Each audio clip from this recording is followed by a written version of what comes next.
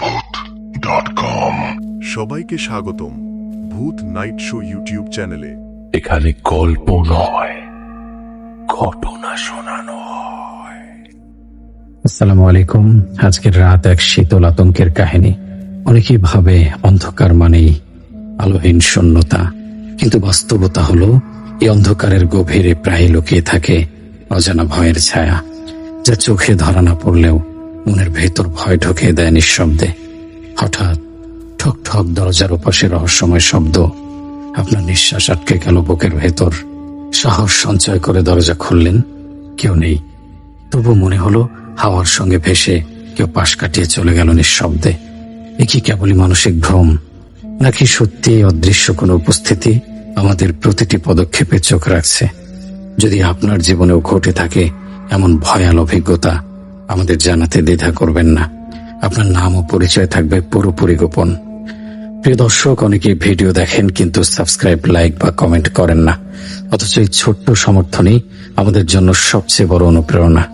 আপনারা হয়তো ভাবেন আপনাদের কমেন্ট খুব সামান্য, কিন্তু সত্যি বলতে এই চ্যানেল চালিয়ে যাওয়ার জন্য সেই সামান্য কমেন্টই আমাদের সবচেয়ে বড় শক্তি।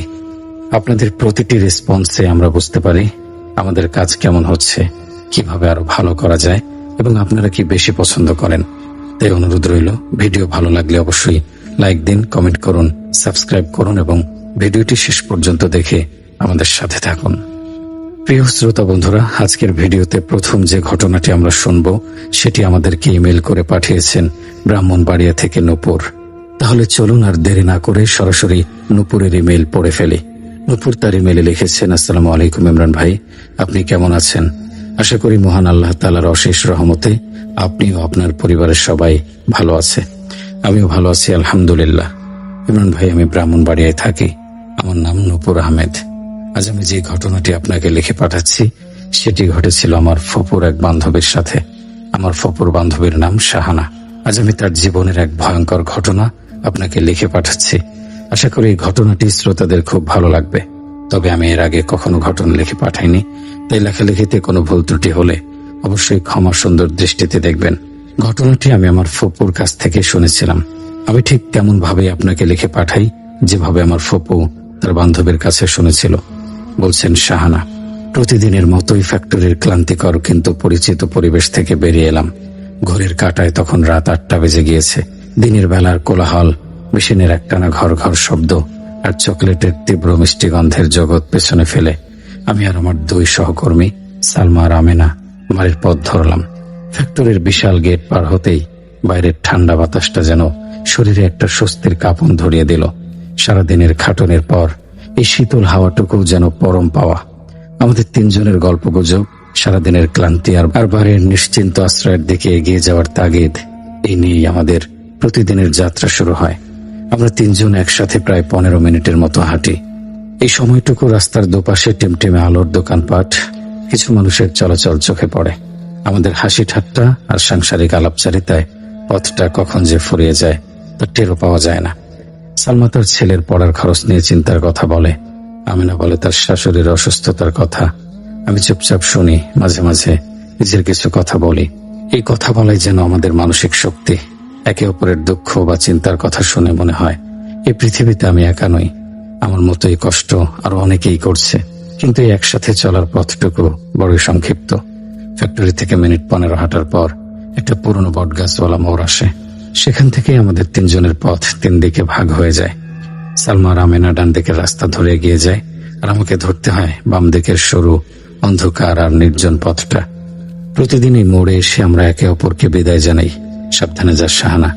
আমেনার এই কথাটা যেন একটা নিয়ম হয়ে দাঁড়িয়েছে। আমি হেসে উত্তর দেই, তোমরাও সাবধানে যেও, কাল দেখা হবে।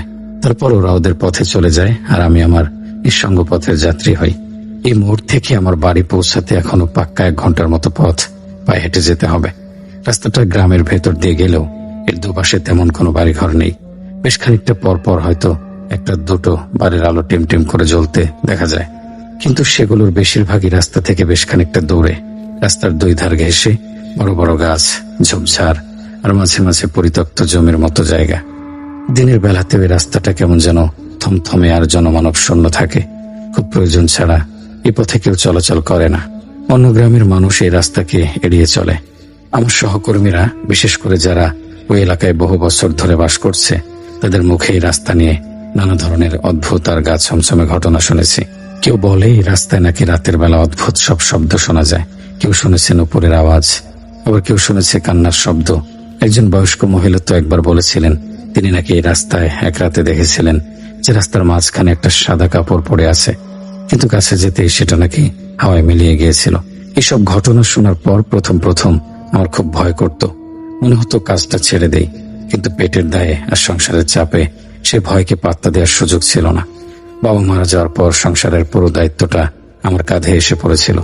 মার ছোট দুটো ভাই বোনের মুখের দিকে তাকিয়ে নিজের ভয়কে জয় করা ছাড়া আমার আর কোনো উপায় ছিল না। তাছাড়া এই ফ্যাক্টরির কাজটা ছেড়ে দিলে এ বয়সে অন্য কোথাও কাজ পাওয়া কঠিন। আর সবচেয়ে বড় কথা হলো আমার বাড়ি যাওয়ার জন্য এই একটাই রাস্তা, কোনো বিকল্প পথ নেই। তাই বাধ্য হয়ে আমাকে এই রাস্তা দিয়ে প্রতিদিন যাতায়াত করতে হতো। তবে সত্যি বলতে এতদিন এই রাস্তা দিয়ে যাতায়াত করলেও আমার সাথে কখনো সরাসরি কোনো অস্বাভাবিক ঘটনা ঘটেনি। হয়তো আল্লাহ আমার উপর রহম করেছেন। আমি বরাবরই একজন ধার্মিক মানুষ। ঘর থেকে বের হওয়ার সময় দোয়া পড়ে বের হই, আর বিশেষ করে এই নির্জন রাস্তায় পা রাখার সাথে সাথেই আমার ঠোঁটে অনবরত চলতে থাকে আয়াতুল কুরসি। আমি মনে প্রাণে বিশ্বাস করি এই পবিত্র আয়াতের শক্তি সমস্ত খারাপ জিনিসের প্রভাব থেকে আমাকে রক্ষা করে।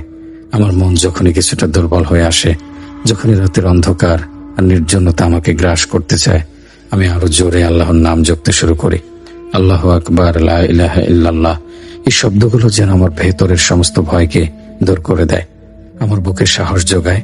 আমার মনে হয় আমার সৃষ্টিকর্তা আমার সাথেই আছেন, তিনি আমাকে দেখছেন এবং তিনি আমার রক্ষাকর্তা।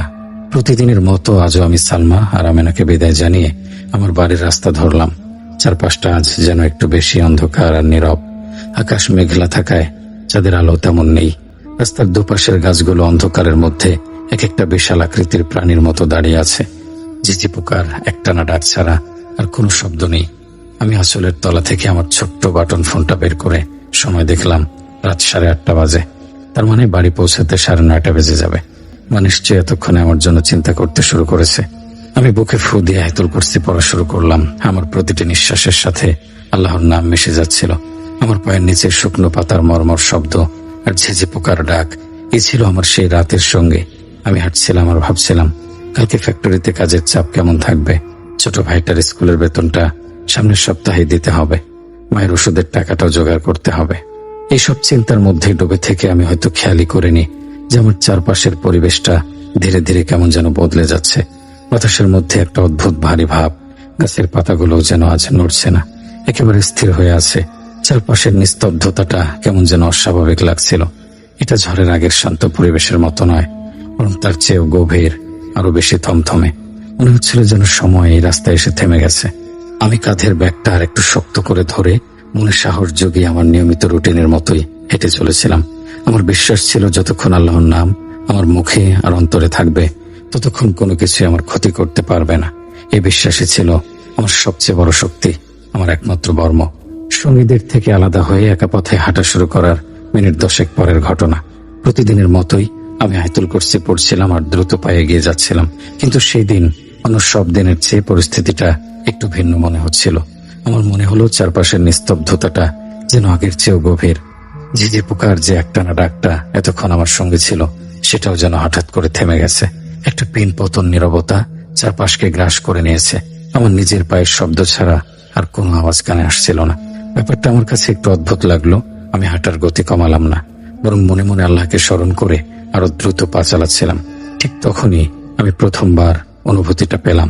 আমার স্পষ্ট মনে হলো আমার পেছনে কেউ একজন হাঁটছে, ঠিক আমারই মতো একই তালে। আমি যখন ডান পা ফেলছি, আমার পেছনের শুকনো পাতার উপর দিয়েও একটা পায়ের শব্দ উঠছে। আমি যখন বাম পা ফেলছি, শব্দটাও ঠিক সেভাবেই পুনরাবৃত্তি হচ্ছে। শব্দটা এতটাই স্পষ্ট যে আমার মনে হচ্ছিল কেউ যেন ইচ্ছে করে আমার হাঁটার নকল করছে। প্রথমে আমি ভাবলাম হয়তো আমার মতো অন্য কোনো পথচারী হবে।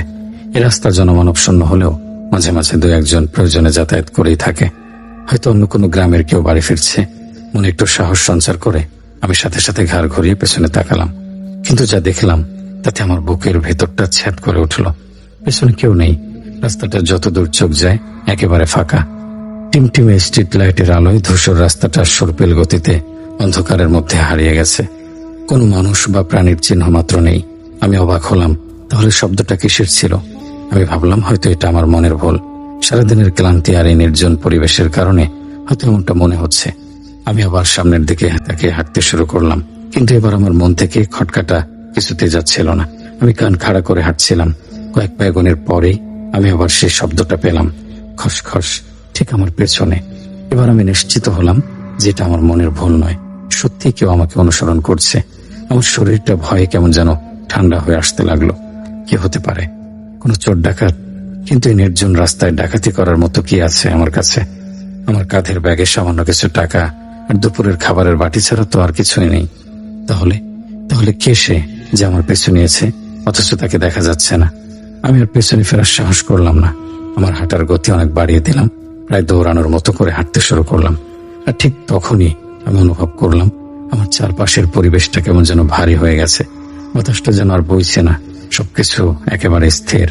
আমার মনে হচ্ছিল এই রাস্তাটার উপর যেন অদৃশ্য কোনো কিছুর একটা চাদর বিছিয়ে দেওয়া হয়েছে, যা বাইরের জগৎ থেকে একে সম্পূর্ণ বিচ্ছিন্ন করে দিয়েছে। একটা তীব্র গা ছমছমে অনুভূতি আমার শির দ্বারা দিয়ে বয়ে গেল। বারবার আমার মনে হচ্ছিল আমার পেছনে কেউ একজন আছে, খুব কাছে, এতটাই কাছে যে আমি তার উপস্থিতিটা প্রায় অনুভব করতে পারছিলাম। কিন্তু অদ্ভুত ব্যাপার হলো, যখনই আমি কান পেতে তার পায়ের শব্দ শোনার চেষ্টা করছিলাম, তখনই আর কোনো শব্দ পাচ্ছিলাম না। অথচ আমি যখনই অন্যমনস্ক হচ্ছিলাম, ঠিক তখনই খসখস করে একটা শব্দ আমার কানের কাছে বেজে উঠছিল। বিষয়টা আরো অদ্ভুত হয়ে উঠল যখন আমি অনুভব করতে শুরু করলাম যে উপস্থিতিটা শুধু আমার পেছনে নয়, বরং আমার চারপাশে ঘটছে। একবার মনে হচ্ছিল কেউ যেন আমার ডান পাশ দিয়ে নিঃশব্দে হেঁটে যাচ্ছে, এতটাই কাছে যে আমি তার শরীরের উষ্ণতা প্রায় অনুভব করতে পারছিলাম। পরক্ষণেই মনে হচ্ছিল উপস্থিতিটা আমার বাম দিকে সরে গেছে। মাঝে মাঝে মনে হচ্ছিল আমার মাথার উপরের গাছের ডালে কেউ বসে আছে আর তীক্ষ্ণ দৃষ্টিতে আমার দিকে তাকিয়ে আছে। যদিও আমি তাকালে কাউকে দেখতে পাচ্ছিলাম না, এই অদৃশ্য উপস্থিতিটা যেন আমার সাথে লুকোচুরি খেলছিল। আমার গলা শুকিয়ে কাঠ হয়ে গিয়েছিল। আমি জোরে জোরে সূরা পড়ার চেষ্টা করছিলাম, কিন্তু ভয়ে আমার ঠোঁট কাঁপছিল। শব্দগুলো কেমন যেন জড়িয়ে যাচ্ছিল। আমার হৃৎপিণ্ডটা এত জোরে ধুকপুক করছিল যে আমার মনে হচ্ছিল আমার বুকের পাঁজর ভেঙে বেরিয়ে আসবে। আমি আমার হাঁটার গতি আরো বাড়িয়ে দিলাম। আমার একমাত্র লক্ষ্য ছিল যত দ্রুত সম্ভব এই রাস্তাটা পার হয়ে লোকালয়ে পৌঁছানো। আমি অনুভব করছিলাম আমার প্রতিটি পদক্ষেপ যেন ওই অদৃশ্য খারাপ জিনিসটা অনুসরণ করছে। আমি দ্রুত হাঁটলে সেও দ্রুত হাঁটে। আমি যদি এক মুহূর্তের জন্য থামি, তবে চারপাশের নিস্তব্ধতাটা আরো অসহনীয় হয়ে ওঠে। আমার মনে হচ্ছিল আমি যেন এক অদৃশ্য ফাঁদে আটকে গেছি। এই রাস্তাটা, এই অন্ধকার আর এই নীরবতা সবকিছু মিলে আমার বিরুদ্ধে এক ভয়ঙ্কর ষড়যন্ত্রে লিপ্ত হয়েছে। আমার ঘামে পুরো শরীর ভেজে গিয়েছিল, যদিও বাতাস ছিল বেশ ঠান্ডা। আমার বারবার মনে হচ্ছিল এই বুঝি কেউ আমার ঘাড়ে একটা ঠান্ডা হাত রাখলো, এই বুঝি কেউ আমার কানের কাছে এসে ফিস ফিস করে কিছু বলল। এই ভয়ঙ্কর অনুভূতিটা আমাকে কুঁকড়ে খাচ্ছিল। আমি চোখ বন্ধ করে শুধু আল্লাহকে ডাকছিলাম আর প্রায় দৌড়াতে শুরু করেছিলাম। আমি জানতাম পেছনে ফিরে তাকালেই হয়তো আমি এমন কিছু দেখে ফেলবো যা সহ্য করার ক্ষমতা আমার নেই। তাই সমস্ত সাহস এক করে ভয়ের অনুভূতিটাকে অগ্রাহ্য করে আমি শুধু সামনের দিকে এগিয়ে যাচ্ছিলাম। কিন্তু আমি জানতাম না সবচেয়ে ভয়ঙ্কর মুহূর্তটা তখন আমার জন্য অপেক্ষা করছিল। আমার শরীর ভয় কাঁপছিল, কিন্তু আমি থামিনি। আমার পা দুটো যেন নিজের ইচ্ছায় চলছিল, মস্তিষ্ক থেকে কোনো সংকেত পাওয়ার অপেক্ষা করছিল না।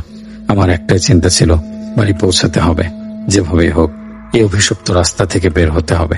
চারপাশের গা ছমছমে অনুভূতি, অদৃশ্য কিছুর উপস্থিতি, এই সব কিছুকে উপেক্ষা করে আমি প্রায় দৌড়ের গতিতে সামনের দিকে এগিয়ে যাচ্ছিলাম। আমার মনে হচ্ছিল আমি যত দ্রুত হাঁটবো, ততই ওই অদৃশ্য উপস্থিতিটা আমার সাথে তাল মেলাতে পারবে না, পিছিয়ে পড়বে।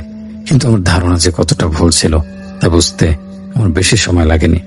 হঠাৎ চারপাশের সমস্ত শব্দকে ছাপিয়ে একটা ডাক আমার কানে এসে বেঁধল, একটা কণ্ঠস্বর যা আমার অতি পরিচিত। শাহানা! ডাকটা শুনে আমার গায়ের সমস্ত রক্ত যেন বরফের মতো জমে গেল। আমার পা দুটো যেখানে ছিল সেখানে আটকে গেল। আমি আর এক পাও এগোতে পারলাম না। আমার সারা শরীর থরথর করে কাঁপতে শুরু করলো। এটা কোনো সাধারণ ডাক ছিল না, এটা ছিল আমার বাবার কণ্ঠ, আমার মৃত বাবার কণ্ঠস্বর। আমার বাবা মারা গেছেন আজ 7 বছর হলো। হার্ট অ্যাটাকে হুট করেই তিনি আমাদের ছেড়ে চলে গিয়েছিলেন।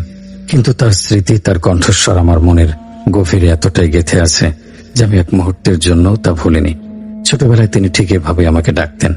তার সেই স্নেহ মাখা গভীর কণ্ঠস্বর আমি হাজারটা মানুষের ভিড়ও আলাদা করে চিনতে পারবো। আর আজ এই নির্জন অন্ধকার রাস্তায় আমি ঠিক সেই কণ্ঠেই আমার নাম ধরে ডাক শুনলাম। আমার মস্তিষ্ক যেন কাজ করা বন্ধ করে দিয়েছিল। আমি কি ভুল শুনছি? এটা কি আমার মনের বিভ্রম, নাকি ক্লান্তি আর ভয়ের কারণে আমি এমন কিছু শুনছি যার কোনো অস্তিত্বই নেই? আমি নিজেকে বোঝানোর চেষ্টা করলাম, কিন্তু না, ডাক্তার এতটাই স্পষ্ট আর জীবন্ত ছিল যে তাকে বিভ্রম বলে উড়িয়ে দেওয়ার কোনো উপায় ছিল না। আমি পাথরের মূর্তির মতো রাস্তায় দাঁড়িয়ে রইলাম।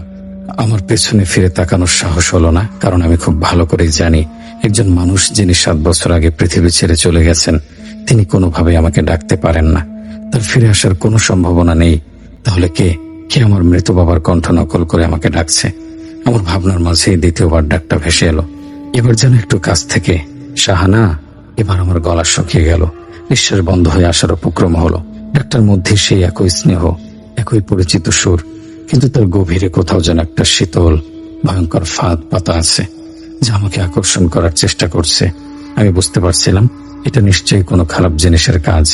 এটা নিশ্চয়ই সেই উপস্থিতি যার অস্তিত্ব আমি কিছুক্ষণ আগে থেকেই অনুভব করছিলাম, যে আমার চারপাশে ঘুরছিল, আমাকে ভয় দেখাচ্ছিল। সে হয়তো বুঝতে পেরেছে যে সাধারণ ভয় দেখিয়ে আমাকে কাবু করা যাবে না, তাই সে আমার সবচেয়ে দুর্বল জায়গায় আঘাত করেছে। আমার বাবার স্মৃতি। আমার চোখ দিয়ে পানি গড়িয়ে পড়ল। বাবার জন্য মনটা কেঁদে উঠল, কিন্তু আমি জানতাম এই কান্নায় দুর্বল হয়ে পড়লে চলবে না। পিছনে ফিরলেই আমি হয়তো তার ফাঁদে পা দিয়ে দেব। আমার দাদিজানকে বলতে শুনেছি, এই ধরনের খারাপ জিনিসগুলো মানুষের প্রিয়জনের রূপ বা কণ্ঠ ধারণ করে তাকে বিভ্রান্ত করার চেষ্টা করে। তাদের ডাকে সাড়া দিলেই বা তাদের দিকে তাকালেই সর্বনাশ হয়ে যায়। ঠিক তখনই তৃতীয়বারের মতো ডাকটা আমার কানে এলো। এবার ডাকটা যেন আরো মরিয়া, আরো করুণ শোনালো। শাহানা, মা এদিকে ফিরে তাকা। এই কথাটা শোনার পর আমার বুকের ভেতরটা মোচড় দিয়ে উঠল। বাবা আমাকে মা বলে ডাকতেন। এই কথাটা, আমার আর বাবার মধ্যে একটা স্নেহের বন্ধন ছিল। এই খারাপ জিনিসটা কিভাবে জানলো? সে কিভাবে আমার ব্যক্তিগত স্মৃতিগুলো সম্পর্কে অবগত? এই চিন্তাটা আমার ভয়কে আরো বহু গুণে বাড়িয়ে দিল। আমার মনে হলো আমি শুধু কোনো অদৃশ্য কিছুর পাল্লায় পড়িনি, আমি এমন কিছুর পাল্লায় পড়েছি যে আমার মন পড়তে পারে, আমার অতীত সম্পর্কে জানে। আমার সমস্ত শরীর অবশ হয়ে আসছিল। আমার মনে হচ্ছিল আমি এক্ষুনি জ্ঞান হারিয়ে মাটিতে পড়ে যাব। কিন্তু ঠিক সেই মুহূর্তে আমার মায়ের মুখটা চোখের সামনে ভেসে উঠল। আমার ছোট ভাই বোনদের মুখগুলো ভেসে উঠল। আমি বুঝতে পারলাম আমাকে বাঁচতে হবে, আমাকে বাড়ি ফিরতে হবে।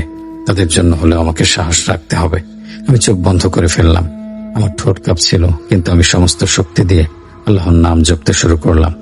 আমি আর আয়াতুল কুরসি বা অন্য কোনো সূরা মনে করতে পারছিলাম না, শুধু আল্লাহ আল্লাহ বলে যাচ্ছিলাম। আমি জানি এই ডাক নিশ্চয়ই সেই অদৃশ্য উপস্থিতির, যে উপস্থিতি অনুভব করে আমার কিছুক্ষণ আগে থেকে গা ছমছম করছিল। এই ডাক কোনো ভালোবাসা বা স্নেহের নয়, এই ডাক মৃত্যুর, এই ডাক সর্বনাশের। আমি কোনোভাবেই পেছনে ফিরব না। আমি আমার মৃত বাবার স্মৃতির এমন অপমান হতে দিতে পারি না। আমি আর এক মুহূর্ত দাঁড়ালাম না। সমস্ত শক্তি এক করে আমি আবার দৌড়াতে শুরু করলাম। আমার পেছনে সেই ডাক তখনও ভেসে আসছিল কিনা তা শোনার বা বোঝার মতো মানসিক অবস্থা আমার ছিল না। আমার কানে তখন শুধু আমার নিজের হৃৎপিণ্ডের ধুকপুক শব্দ আর আমার ভারী নিঃশ্বাসের আওয়াজ। আমি শুধু দৌড়াচ্ছিলাম অন্ধের মতো, দিক বিদিক জ্ঞানশূন্য হয়ে। আমার লক্ষ্য একটাই, এই ভয়াল রাতের সমাপ্তি ঘটিয়ে বাড়ির নিরাপদ আশ্রয়ে পৌঁছানো। আমার মৃত বাবার কণ্ঠস্বরে 3-3বার ডাক শোনার পর আমার শরীরের প্রতিটি শিরা উপশিরা দিয়ে যেন ভয়ের একটা ঠান্ডা স্রোত বয়ে গেল। আমার মাথা থেকে পা পর্যন্ত এক তীব্র কম্পনে কেঁপে উঠছিল। আমি দৌড়াচ্ছিলাম, কিন্তু আমার পা দুটো যেন আর আমার নিয়ন্ত্রণে ছিল না। মনে হচ্ছিল যে কোনো মুহূর্তে আমি মাটিতে হুমড়ি খেয়ে পড়ব। আমি খুব ভালোভাবে বুঝতে পারছিলাম যে এটা আমার বাবা নন, বরং কোনো ভয়ঙ্কর খারাপ জিনিস আমার সাথে খেলা করছে। সে আমার দুর্বলতাকে ব্যবহার করে আমাকে তার ফাঁদে ফেলতে চাইছে। এই উপলব্ধির পর আমি আরো দ্রুত আল্লাহর নাম নিতে শুরু করলাম। আমার মুখ দিয়ে অনবরত ইয়া আল্লাহ, রহমানুর রাহিম শব্দগুলো বেরোচ্ছিল। আমি আমার জীবনের সবচেয়ে বেশি ভয় পেয়েছিলাম সেই রাতে। রাস্তাটা এতই অন্ধকার, তার উপর 25-30 গজ পর পর একটা করে যে লাইট পোস্ট ছিল, তার আলো ছিল হলদে আর ম্রিয়মান। কোনো লাইট আবার নষ্ট হয়ে টিম করে জ্বলছিল, অথবা পুরোপুরি বন্ধ ছিল। এই আলো আধারের খেলাটা পরিবেশটাকে আরো বেশি ভৌতিক করে তুলেছিল। আমি সবসময় আমার সাথে একটা ছোট টর্চ লাইট রাখতাম। এটা আমার নিত্যদিনের সঙ্গী। গ্রামের রাস্তা কখন কারেন্ট চলে যায় তার কোনো ঠিক নেই। তাছাড়া রাস্তার অনেক জায়গায় আলো না থাকায় টর্চ লাইট ছাড়া হাঁটা প্রায় অসম্ভব। সেই ভয়ঙ্কর ডাক শোনার পর আমার হাত এতটাই কাঁপছিল যে আমি শক্ত করে ধরে রাখা টর্চ লাইটটা আর হাতে রাখতে পারলাম না। টাং করে একটা শব্দ করে সেটা আমার হাত থেকে ছিটকে রাস্তায় পড়লো। 4-5টা মুহূর্তের জন্য নিকষ কালো অন্ধকারে ডুবে গেল। আমি ভয়ের চোটে চিৎকার করে উঠতে গিয়েও পারলাম না। আমার গলা দিয়ে কোনো স্বর বেরোচ্ছিল না। আমি জানি টর্চটা আমার জন্য কতটা জরুরি। এটা ছাড়া আমি বাকি রাস্তাটা পার হতে পারবো না। আমি কাঁপা কাঁপা পায়ে একটু সামনের দিকে ঝুঁকে হাত দিয়ে রাস্তা হাতড়ে টর্চটা খোঁজার চেষ্টা করলাম। আমার আঙুলগুলো যখন ঠান্ডা ভেজা মাটির উপর দিয়ে যাচ্ছিল, তখন আমার মনে হচ্ছিল যেন আমি কোনো ঠান্ডা মৃতদেহের ওপর দিয়ে হাত বোলাচ্ছি। অবশেষে আমার হাত টর্চটার গায়ে লাগলো। আমি প্রায় ছিনিয়ে নেয়ার মতো করে ওটা তুলে নিলাম। কিন্তু টর্চটা হাতে নেওয়ার জন্য আমি যখন সামনের দিকে ঝুঁকেছিলাম, ঠিক সেই মুহূর্তে আমার চোখ গেল আমার পেছনের দিকে। সরাসরি পেছনে নয়, রাস্তার উপর পড়া আমার নিজের ছায়ার পাশে। আমি দেখলাম আমার ছায়ার পেছনে আবছা ধোয়ার মতো কুচকুচে কালো একটা অবয়ব দাঁড়িয়ে আছে। সেটা স্থির নয়, ধোয়ার কুণ্ডলের মতো অল্প অল্প নড়াচড়া করছিল। সেটার কোনো নির্দিষ্ট আকার ছিল না, কোনো হাত পা বা মাথা বোঝা যাচ্ছিল না। কিন্তু আমি নিশ্চিত ছিলাম যে ওটা কোনো সাধারণ ধোয়া বা ছায়া নয়। ওটার উপস্থিতিটা জীবন্ত মনে হচ্ছিল। ওই দৃশ্যটা দেখার সাথে সাথে আমার হৃৎপিণ্ডটা যেন এক মুহূর্তের জন্য থেমে গিয়েছিল। আমি তাড়াতাড়ি সোজা হয়ে দাঁড়িয়ে গেলাম। আমার হাত পা বরফের মতো ঠান্ডা হয়ে গেল। আমি বুঝতে পারছিলাম না আমি কি করব। দৌড়ে পালাবো, কিন্তু আমার পা দুটো যেন মাটিতে গেঁথে গেছে। আমার কাছে একটা সাধারণ বাটন ফোন ছিল, কিন্তু তাতে রিচার্জ ছিল না যে কাউকে ফোন করে সাহায্য চাইব।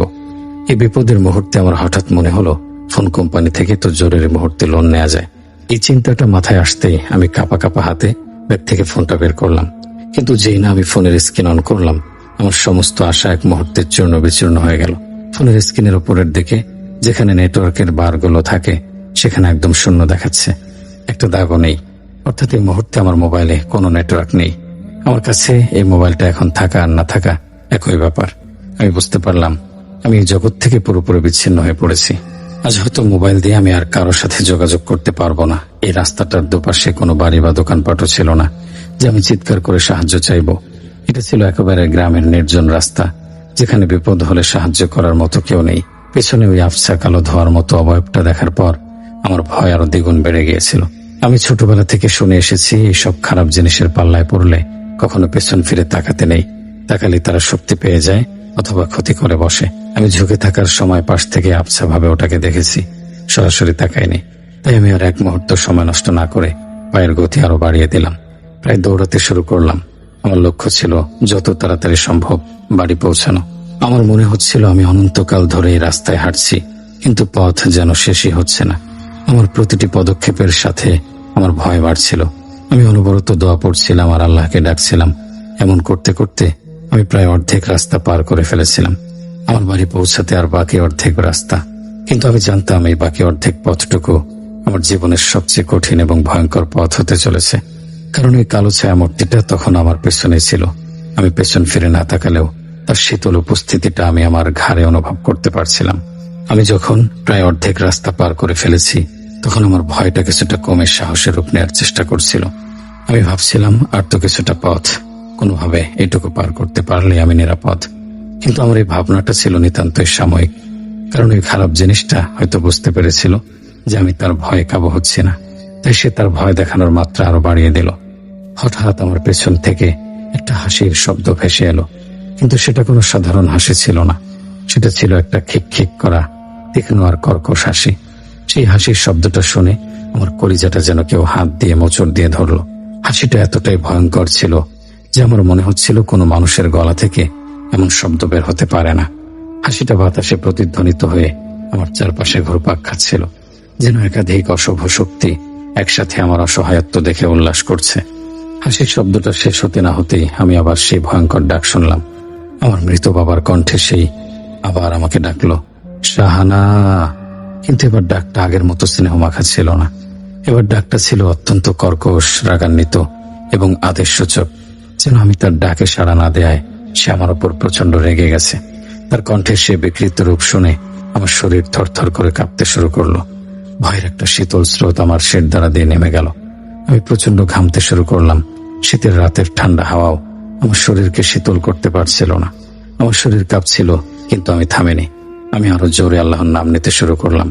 আমি আয়াতুল কুরসি পড়ার চেষ্টা করছিলাম, কিন্তু প্রচন্ড ভয়ে আমি যেন সব ভুলে গেছি। আমার মাথায় কোনো আয়াত আসছিল না। আমার মুখ দিয়ে শুধু আল্লাহ আল্লাহ শব্দটাই বেরোচ্ছিল। আমি প্রায় চিৎকার করে আল্লাহর নাম নিচ্ছিলাম, এই ভেবে যে হয়তো আমার গলার আওয়াজ শুনে ওই ভয়ঙ্কর জিনিসটা দূরে চলে যাবে। আমার এই অবস্থা দেখে ওই অশুভ উপস্থিতিটা যেন আরো মজা পাচ্ছিল। হঠাৎ করে চারপাশের সমস্ত আলো নেভে গেল। রাস্তার যে কয়েকটা লাইট পোস্ট টিম টিম করে জ্বলছিল সেগুলো দপ করে নেভে গেল। কারেন্ট চলে গিয়েছিল। 4-5টা মুহূর্তের মধ্যে নিকষ কালো অন্ধকারে ডুবে গেল। সেই অন্ধকার এতটাই গভীর ছিল যে আমার মনে হচ্ছিল আমি যেন এক কালো সমুদ্রের গভীরে তলিয়ে যাচ্ছি। এই দুর্ভেদ্য অন্ধকার আমার ভয়কে এক লাফে বহুগুণ বাড়িয়ে দিল। আমি এক মুহূর্ত দেরি না করে কাপা হাতে আমার টর্চ লাইটটা জ্বালালাম। টর্চের সরু আলোর রেখাটা ছাড়া আর কিছুই দেখা যাচ্ছিল না। চারদিকের এই গহীন অন্ধকার আমাকে যেন জীবন্ত গিলে খাচ্ছিল। টর্চের আলোয় আমি দেখছিলাম রাস্তার দুপাশের বড় বড় গাছগুলো অন্ধকারের মধ্যে এক একটা দৈত্যের মতো দাঁড়িয়ে আছে। ঠিক তখনই আমি একটা অদ্ভুত জিনিস খেয়াল করলাম।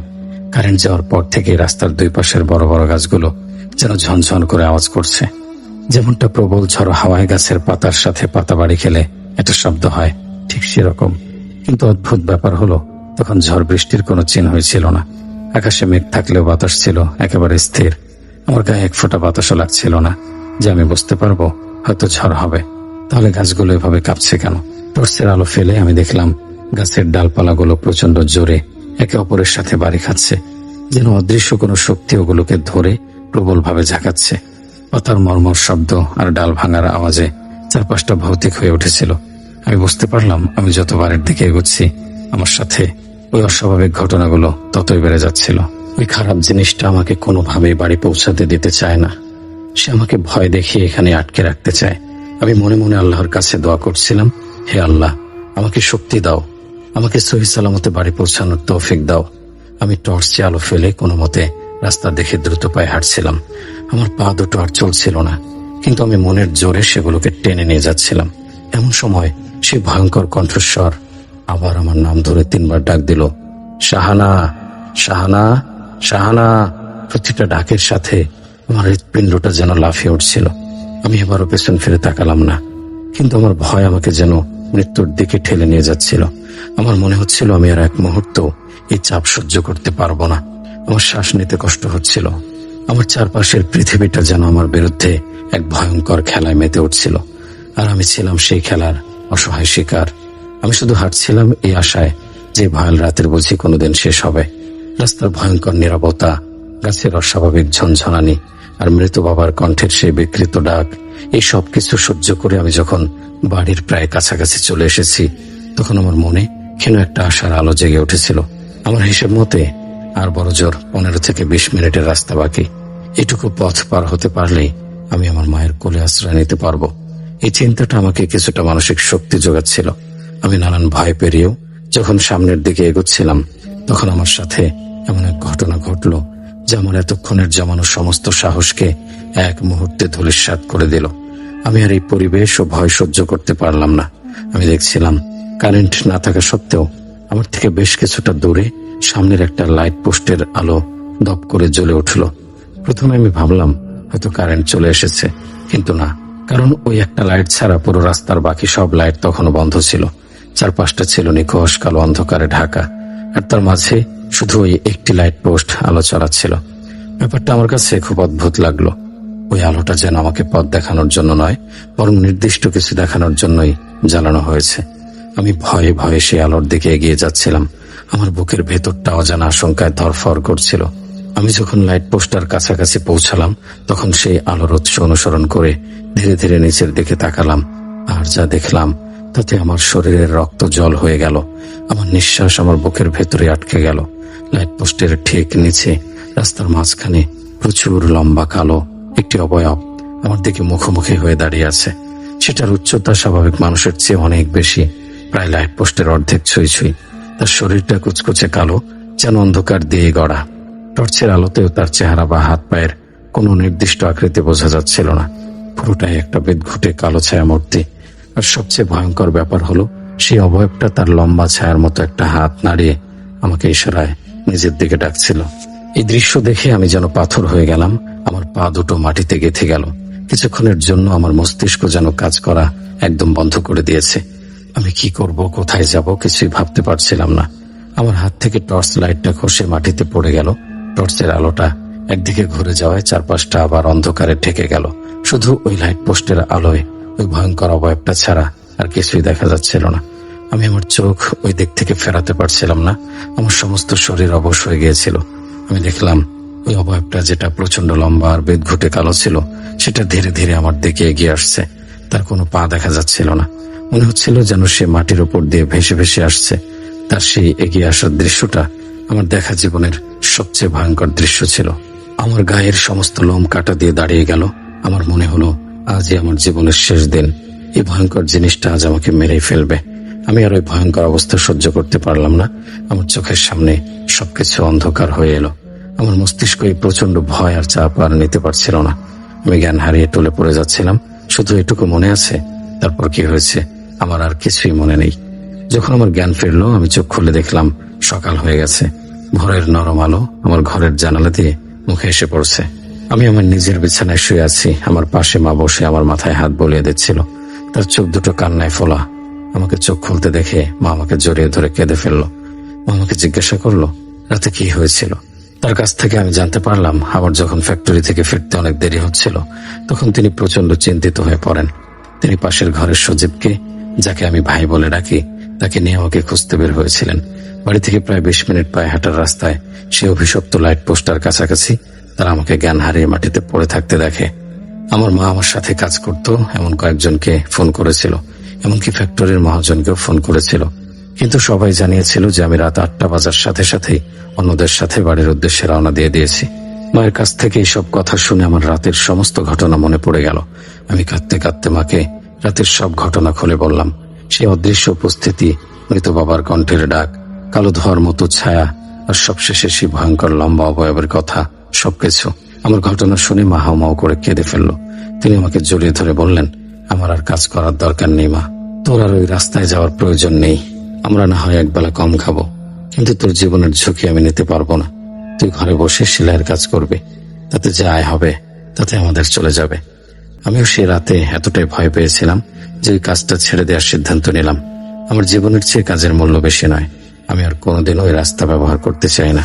তাই অন্য কোনো কাজও আমি আর নেইনি, কারণ ওই এলাকায় যেতে হলে আমাকে ওই ভয়ঙ্কর রাস্তাটাই ব্যবহার করতে হতো। সেই রাতের পর থেকে আমি আর কখনো রাতে একা কোথাও যাই না। সেই ভয়ের স্মৃতিটা আজও আমার রাতের ঘুম কেড়ে নেয়। আজও সেই লম্বা কালো অবয়বটা আমার স্বপ্নে হানা দেয় আর ইশারায় আমাকে তার দিকে ডাকে। প্রিয় শ্রোতা বন্ধুরা, এই ছিল আমাদের আজকের ভিডিওর প্রথম ঘটনা। এমন চমৎকার একটা ঘটনা আমাদের লিখে পাঠানোর জন্য আপুকে অসংখ্য ধন্যবাদ। আপনাদের কাছে ঘটনাটা কেমন লেগেছে তা অবশ্যই জানিয়ে দিন। প্রায় 40 বছর আগের ঘটনা। আমার দিদাদের ওখানে একটা স্কুল ছিল। সেই স্কুলে একদিন অগ্নিকাণ্ড ঘটে, যার ফলে অনেক ছাত্রছাত্রী, শিক্ষক শিক্ষিকা এবং স্কুল কর্মচারীরা মারা যায়। কিন্তু কি করে অগ্নিকাণ্ডটি ঘটলো সেটা এখনো কেউ বুঝে উঠতে পারেনি। সে কারণে স্কুল এখন বন্ধ এবং ওই স্কুলে নাকি অশুভ শক্তি দেখা যায়। দুর্ভাগ্যক্রমে তার সামনে একটি মাঠ ছিল এবং সেই মাঠে আমার দিদা ছাগল নিয়ে ছাগলকে ঘাস খাওয়াতে যেত। দিদা ওইসব ভূত প্রেতে বিশ্বাস করত না, তাই লোকের শতবারণ সত্ত্বেও সে সেখানে যেত। ওখানে অন্য কেউ যেত না বলে ঘাস খুব ভালো হতো। একদিন ছাগলকে খাওয়াতে সন্ধ্যা হয়ে যায়। সে এবার বাড়ি যাবে, কিন্তু ওখান থেকে বাড়ি যাওয়ার একটাই রাস্তা ছিল, যেটা কিনা স্কুলের সামনে দিয়ে। আমার দিদা বিনা ভয়ে ওই রাস্তা দিয়ে যেতে থাকে। এমন সময় সে স্কুলের মধ্যে দিয়ে বাচ্চাদের হাসির আওয়াজ শুনতে পায়। সে স্কুলের দিকে তাকায় এবং তাকিয়ে দেখে সেখানে কিছুই নেই। সে ভাবে ওটা তার মনের ভুল হবে। তারপর সে আবার যখন হাঁটা শুরু করে, সে আবার সে আওয়াজটা শুনতে পায়। এবার হাসিটা অনেক ভয়ঙ্কর হয়ে ওঠে। আমার দিদা আবার যখন ফিরে তাকায়, সে দেখে একজন লোক তার দিকে তাকিয়ে সেই ভয়ঙ্কর হাসিটা হাসছে। তার গায়ে পুরো জমাট ধরে আছে রক্ত আর অর্ধেক শরীর পোড়া। সে ওটা দেখে যখনই সামনে ফিরে হেঁটে চলে যাওয়ার জন্য তাকায়, তখন দেখে সে মানুষটি তার সামনে চলে এসেছে এবং তার দিকে তাকিয়ে সেই ভয়ঙ্কর হাসি হাসছে। এটা দেখে আমার দিদা ভয়ে নিজের জ্ঞান হারায়। তারপর যখন তার জ্ঞান ফেরে, সে দেখে সবাই তাকে ঘিরে দাঁড়িয়ে আছে। আমার মা তাকে ধরে কান্নাকাটি করছে। আমার দিদা বলে, কিরে, কি হয়েছে, তুই এমন কান্না করছিস কেন? আমার মা বলে, তোমার শরীর পুরো ঠান্ডা হয়ে গিয়েছিল, আমরা ভেবেছি তুমি আর নেই। দিদার তখন সেই সন্ধ্যার কথা মনে পড়ে। তারপর তার মনে পড়ে তার তার সাথে তার ছাগলগুলোও ছিল। এখানে আগেই বলে রাখি, আমার দিদা তার নিজের ছাগলদেরকে বাচ্চার মতো ভালোবাসত। সে দেখে তার থেকে কিছুটা দূরে রক্তে ভরা একটা ছাগলের মাথা পড়ে আছে, আর সেটা অর্ধেক খাওয়া। সেটা দেখে দিদা পুরো ভেঙে পড়ে। আমার দিদা এরপর থেকে খুব চুপচাপ থাকে, কারোর সঙ্গে কথা বলতো না। একদিন ঠিক রাত 1টা নাগাদ আমার মা একটা কান্নার আওয়াজ শুনতে পায়। সে ঘুম থেকে উঠে অনেকবার কে কে বলে ডাকে, কিন্তু কোনো সাড়া আসে না। মা বুঝতে পায় কান্নার আওয়াজটা দিদার ঘর থেকে আসছে। মা অনেকবার মা বলে ডাকলেও কোনো উত্তর আসে না। সে যত দিদার ঘরের দরজার সামনে যেতে থাকে, কান্নাটা তত ভয়ঙ্কর হয়ে ওঠে। যখন সে দরজার ঠিক মুখোমুখি চলে আসে, কান্নাটা থেমে যায়, আর কিছু একটা খাওয়ার আওয়াজ আসে।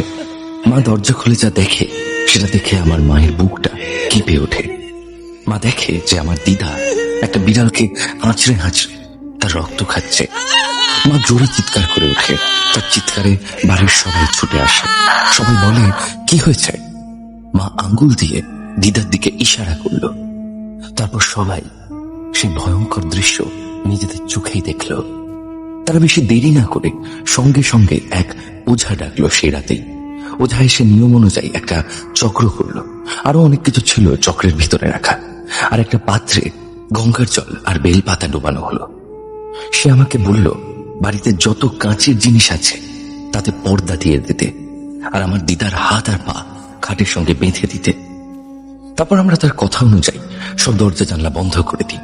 তারপর ওঝা সেই চক্রের সামনে বসে কিছু মন্ত্র পাঠ করে আমার দিদার কাছে গিয়ে তার গায়ে গঙ্গার জল ছিটিয়ে দেয়। তারপর যে দৃশ্য আমার মামা, আমার মা আর আমার দাদু দেখল, সেটা তারা চিরজীবন মনে রাখবে। তারা দেখলো দিদা অনেক জোরে চিৎকার করছে। চিৎকারটা খুবই ভয়ঙ্কর ছিল। দিদাকে যে শক্ত দড়ি দিয়ে বেঁধে রাখা হয়েছিল, সেটা মুহূর্তেই ছিঁড়ে গেল। দাদু, মা এবং মামা মিলে দিদাকে শক্ত করে ধরে রাখলো, কিন্তু হঠাৎ করেই দিদার খাট কাঁপতে শুরু করলো। ওঝা আবারও মন্ত্র পাঠ করা শুরু করলো। কিছুক্ষণ পর সে চিৎকার থেমে গেল। এবার দিদা বিড়বিড় করে কি একটা যেন পড়ছে আর দুলছে, তার সাথে খাট দুলছে। ওঝা বলল, কে তুই? দিদা কোনো উত্তর না দিয়ে হাসতে শুরু করলো, আর সেই সাথে গালাগালি করতে শুরু করলো। ওঝা পাত্রে থাকা বেলপাতাটা গঙ্গার জলের মধ্যে ডুবিয়ে দিদার মাথায় ধরে রাখলো। দিদা বলল, সরা ওটা সরা বলে অনেক জোরে চিৎকার করতে লাগলো। বলতে বলতে সে অজ্ঞান হয়ে যায়। তারপর কিছুক্ষণ পর ওঝার কাছে জানতে পারি এটা একটা ছেলের আত্মা, যে কিনা ওই স্কুলের এক কর্মচারী ছিল। স্কুলের মেয়েদের উপর শারীরিক অত্যাচার করত, এবং একদিন মেয়েরা বুদ্ধি করে তাকে ডেকে বেঁধে তার গায়ে আগুন ধরিয়ে দেয় স্কুলের মধ্যে। তার গায়ের সে আগুন থেকে পুরো স্কুলটা অগ্নিকাণ্ডে ঝলসে যায়।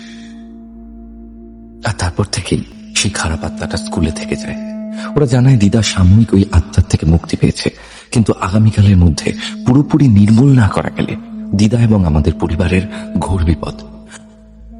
কারণ আত্মাটি নাকি আরো শক্তিশালী হয়ে উঠেছে। পরদিনই কিছু একটা করতে হবে। যে কাজটা শুরু করতে হবে রাত 1টার পর। পরের দিন রাত 1টার সময় আমার মামা ওঝার কথা মতো তার বাড়ির থেকে যাওয়ার জন্য বেরিয়ে যায়। বাইক স্টার্ট করে। মামা একটা সেই সময় হাসির আওয়াজ শুনতে পায়। সে দেখলো একটা অবয়ব ছাদ থেকে তার দিকে তাকিয়ে হাসছে। সে অবয়বের চোখ পুরো লাল টকটকে। মামা ভয় না পেয়ে বাইক চালানো শুরু করে। ওঝার বাড়ি পৌঁছয়। ওঝা থেকে মন্ত্র পড়া গঙ্গার জল আর লাল রঙের মাটির মতো কিছু একটা দেয়, এবং সাথে দেয় একটা দেশলাই কাঠি। ওঝা বলে, ওই স্কুলের ভিতরের কোনো একটা ঘরে ওর অর্ধেক পুরা কঙ্কাল এবং জামা কাপড় এখনো ওখানেই পড়ে আছে। তোমাকে ওটা এই গঙ্গার জল দিয়ে প্রথমে পুরো শরীরে দিতে হবে, তারপর তার চারিদিকে ওই লাল মাটিটি দিয়ে একটা চক্র করতে হবে। সেগুলোতে কেরোসিন ঢেলে তারপর দম বন্ধ করে এই একটা দেশলাই দিয়েই তোমায় তাকে পুড়িয়ে দিতে হবে।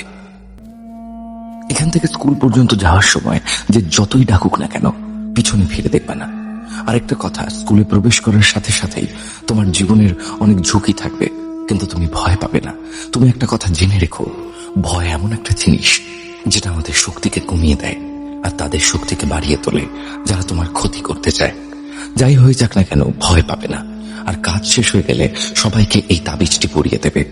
তোমার দিদির মরণ আর বাঁচন এখন তোমার হাতে। তারপর মামা বেশি দেরি না করে বাইক স্টার্ট করে চালানো শুরু করে। হঠাৎ তার মনে হলো কেউ মনে হয় তার পিছনে বসে আছে। মামা একবার ভাবলো যে পিছন ফিরে দেখবে, কিন্তু তার ওঝার বলা কথা মনে পড়ে গেল, তাই সে আর দেখল না। তারপর হঠাৎ করে তার কানের কাছে একটা গরম হালকা আগুনের মতো হাওয়া এসে লাগে, সাথে একটা ভয়ঙ্কর হাসি শুনতে পায়। মামা শুনতে পায় কেউ তার নাম নিয়ে বলছে, অভি, অভি, কিরে, তাকা আমার দিকে, একবারের জন্য দেখবি না? কিন্তু মামা নিজেকে সামলিয়ে সোজা স্কুলে পৌঁছয়। চারিদিকে ঘুটঘুটে অন্ধকার। সেদিন অমাবস্যা তিথি ছিল, রাত 1টার পর থেকে। তাই ওঝা সেই সময়টাতেই এই কাজটা করতে বলেছিল। স্কুলে পৌঁছানোর সঙ্গে সঙ্গে একজন তার সামনে দিয়ে হেঁটে যাচ্ছিল। মামা তার দিকে তাকালো এবং হঠাৎ করে দেখলো সেই লোকটা মামার দিকে তাকিয়ে হেসে চলে গেল। তারপর মামা ভয় না পেয়ে স্কুলে ঢুকলো। মামা যখন সিঁড়ি ধরে উপরে যাচ্ছিল, মামা দেখলো কেউ একজন সিঁড়িতে বসে আছে। মামাকে যখনই সে দেখলো, এক দৌড়ে সে কোথাও যেন উধাও হয়ে গেল। মামা শব্দ শুনতে পাচ্ছিল, চারিদিকে যেমন একটা স্কুলের হয়ে থাকে। ছেলে মেয়েদের কোলাহল, স্যারদের চিৎকার, আবার পিছন থেকে কখনো সেই ডাক। মামা প্রত্যেকটা ঘরে টর্চ নিয়ে দেখছিল। চারিদিকে পোড়া বিদঘুটে গন্ধ। দীর্ঘ সময় পরিত্যক্ত থাকায় এখানে মানুষের ঢোকার কোনো অবস্থা নেই। ওই সময় যারা মারা গিয়েছিল তাদের সবার লাশ উদ্ধার করা গেলেও সে স্কুলের দুষ্ট কর্মচারীর লাশ উদ্ধার করা যায়নি। মামা যেহেতু স্কুলে পড়তো, তাই মামার সবকিছুই চেনা ছিল। মামা 2তলায় উঠল, কিন্তু কোথাও সেই মৃতদেহের অংশ খুঁজে পেল না। হতাশ হয়ে যখন মামা নিচে নামবে, তখন মামার মনে পড়ল নিচতলা স্টোর রুমের কথা। মামা তৎক্ষণাৎ নিচে স্টোর রুমে গেল, দেখলো রুমটা তালা লাগানো।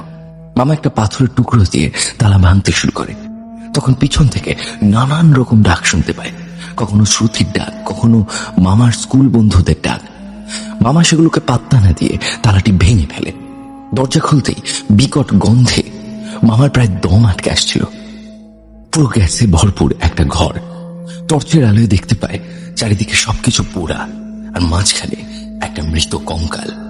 পোকা আর মাছি সেটায় ভনভন করছে, বাজে গন্ধ আসছে সেখান থেকে। মামা উঝার বলা মতো সবকিছু করে। তারপর যখনই সে আগুন ধরতে যাবে, একটা অবয়ব তার দিকে ছুটে আসে। মামা কি করবে বুঝতে পারছিল না। মামা মনে মনে ভয় পেলে চলবে না বলে কেরোসিনটা সে কঙ্কালের উপর ঢেলে দেয়, কিন্তু কিছুতেই দেশলাই জ্বলছিল না। মামার মনে হচ্ছিল কোনো অদৃশ্য শক্তি মামার দুটো হাত পাথরের মতো ভারী করে তুলেছে। মামা মনে মনে হনুমান চল্লিশা পাঠ করতে থাকে এবং দেশলাই জ্বালায়, সে লাশের উপর ফেলে দেয়। মুহূর্তেই দপ করে জ্বলে ওঠে আগুন, আর সেই সাথে শুনতে পায় গগন বিদারী চিৎকার। পুরো ঘরে আগুন ছড়িয়ে পড়ে। মামা ওখান থেকে দৌড় দিয়ে বেরিয়ে আসে। বাড়ি গিয়ে সবাইকে ওঝার দেওয়া তাবিজটা পরিয়ে দেয়। তারপর থেকে আর কিছু হয়নি, আমার দিদা সুস্থ। এই ছিল ঘটনা। যদি ঘটনাটি সিলেক্ট হয় তাহলে আমি আরো কিছু ঘটনা লিখে পাঠাবো। আমি খুব এক্সাইটেড এই ঘটনা তোমার কণ্ঠে শোনার জন্য। শুক্রবার এবং রবিবারের রাত মানেই ভয় পাওয়ার রাত উইথ গৌরব। এ ছিল ঘটনা। ঘটনার মধ্যে অনেকটাই অ্যাডভেঞ্চার ছিল, এবং আমার মনে হয় যে এখন দুর্গাপুজো আসছে, এবার ছোট ছোট ঘটনা দেবো একটুখানি। তার কারণ হলো দুর্গাপুজোর সময় সকলেই যেহেতু একটা সপ্তাহ ব্যস্ত থাকবে, তো সেই সময়টাতে আমরা খুব বেশি বড় এপিসোড করতে পারি না। ছোট এপিসোড হলে চট করে শুনে নেওয়া যায় এবং চট করে ছোট ছোট ঘটনাকে এনজয় করা যায়। আমরা আনছি প্রেতকথা এক্সপ্রেস 3। এইবার প্রেতকথা এক্সপ্রেস 3 হবে কাফের গাঁওতে। 14ই নভেম্বর থেকে 18ই নভেম্বর পর্যন্ত। 19শে নভেম্বর কলকাতায় ফেরা আমাদের। এই অনুষ্ঠানটিতে 3 রাত 4 দিন আমরা থাকবো পাহাড়ের বুকে একটা গ্রামের মধ্যে, এবং সেই গ্রামের মধ্যে আমরা হরর স্টোরিজ নিয়ে আলোচনা করব, নিজেদের জীবনের সত্য ভৌতিক ঘটনা নিয়ে আলোচনা করব, গান বাজনা হবে, জীবন নিয়ে কথা হবে, এবং রানাদা থাকছে সেখানে। রানাদার লাইভ প্রেডিকশন থাকছে, প্রিয়াঙ্কার ডান্স থাকছে। আপনারা যারা যারা যেতে চান তারা ইমিডিয়েটলি আমাদের সঙ্গে কন্ট্যাক্ট করুন 6291234047 এই নাম্বারে। 3 বছর হলো আমাদের এই অনুষ্ঠানের। প্রেতকথা এক্সপ্রেস 1 হলো, 2 হলো, এবার প্রেতকথা এক্সপ্রেস 3 আপনাদের জন্য। আমাদের ঘটনা পাঠানোর জন্য মেইল করুন pretkotha@gmail.com অথবা প্রেতকথার ফেসবুক পেজ ইনবক্সে লিখে পাঠান ঘটনা। সমস্ত লিংক দেওয়া রয়েছে ডেসক্রিপশন সেকশনে, সেখান থেকে আমাদেরকে খুঁজে পাওয়া খুবই সহজ। শুক্রবার এবং রবিবারের রাত মানেই ভয় পাওয়ার রাত উইথ গৌরব। হ্যালো গুরুত্ব, আশা করছি তুমি এবং তোমার পরিবার খুব ভালো আছো। আমার নাম সায়ন্তন মজুমদার, আমি কলকাতা যাদবপুর থেকে লিখছি। আমি এবং আমার বাবা মা প্রেত কথা এবং তোমার ন্যারেশনের বড় ভক্ত। আমরা খেতে বসে প্রেত কথা শুনলে না শুনলে হয় না আর কি। থ্যাংক ইউ থ্যাংকস এ লট। আশা করছি তোমার এই ঘটনাটা সকলের ভালো লাগবে। আমি পড়ে শোনাচ্ছি। শান্তন লিখছেন, ঘটনাটি ঘটেছিল আমার বাবা এবং বাবার বন্ধুদের সাথে। আমার বাবার জয়েন্ট ফ্যামিলি ছিল। তখন বাবা নিউ আলিপুরে থাকতো। প্রথমে বাড়িটির বিবরণ দিই। বাড়িটি ছিল একটি গলির মধ্যে 3 নম্বর বাড়ি। গলির বাম দিকে ছিল একটা পুরনো বন্ধ হওয়া কোম্পানি, আর গলির শুরুর মাথায় ছিল একটা লাইট পোস্ট, আর লাইট পোস্টের ঠিক পাশে একটা চাঁপা গাছ ছিল। বাকি গলি পুরো অন্ধকার ছিল। আমি বাবার কাছ থেকে যেভাবে শুনেছি সেভাবে বলছি। আমাদের 8 জন বন্ধুদের একটা গ্রুপ ছিল। 2 জনের নাম জেনে রাখা দরকার, বাচ্চু এবং অশোক। বাচ্চুর একটা ইলেকট্রিকের দোকান ছিল। বাচ্চু ছিল একটু লম্বা, রোগা, মাথায় ঝাঁকড়া চুল এবং খুব সাহসী আর মিশুকে স্বভাবের। তখন চোরের খুব উৎপাত থাকায় ও একটু উপরি ইনকামের আশায় নাইট গার্ডের কাজ করত। একটা বাঁশি বাজাতো আর লোহার একটা রড নিয়ে লাইট পোস্টে আওয়াজ করত। আর অশোক ছিল একজন দক্ষ সাঁতারু, অনেক কম্পিটিশন জিতেছে, এবং অশোক আর বাচ্চু ছিল খুব ভালো বন্ধু এবং ওরা পাশাপাশি বাড়িতেই থাকতো। বাচ্চু এবং অশোক পড়াশোনা ছেড়ে দিলেও আমি ছাড়িনি। সালটা ছিল 1983। তখন সবে উচ্চ মাধ্যমিকের রেজাল্ট বেরিয়েছে। ভালোভাবে পাশ করার জন্য ঠিক করা হয় ওই দিন বন্ধুরা মিলে একটু মজা করা হবে, একটু ভালো কিছু খাওয়া দাওয়া হবে। তাই মাকে আগে থেকে জানিয়ে রাখলাম যে ওই দিন আর বাড়ি ফিরবো না। প্রথমে রাগারাগি করলেও ছেলে পাশ করার আনন্দে সেরকম কিছু বলেনি। সেই মতো ওই দিন রাত্রিবেলা সবাই মিলে খুব আনন্দ করা হলো। একসাথে গান গাওয়া, আড্ডা মারা সবই হলো। সেই রাতে সমস্ত আড্ডা হয়ে যাওয়ার পর পরের দিন যখন বাড়ি এলাম, হঠাৎ করে বিকালের দিকে খবর পেলাম বাচ্চু নাকি হাসপাতালে ভর্তি হয়েছে পেটে ব্যথা নিয়ে। আমরা প্রথমে ভাবলাম সেই রাতে হয়তো অত খাওয়া দাওয়া করা হয়েছে, ঘুম হয়নি ঠিকভাবে, তাই হয়তো এরকম হয়েছে।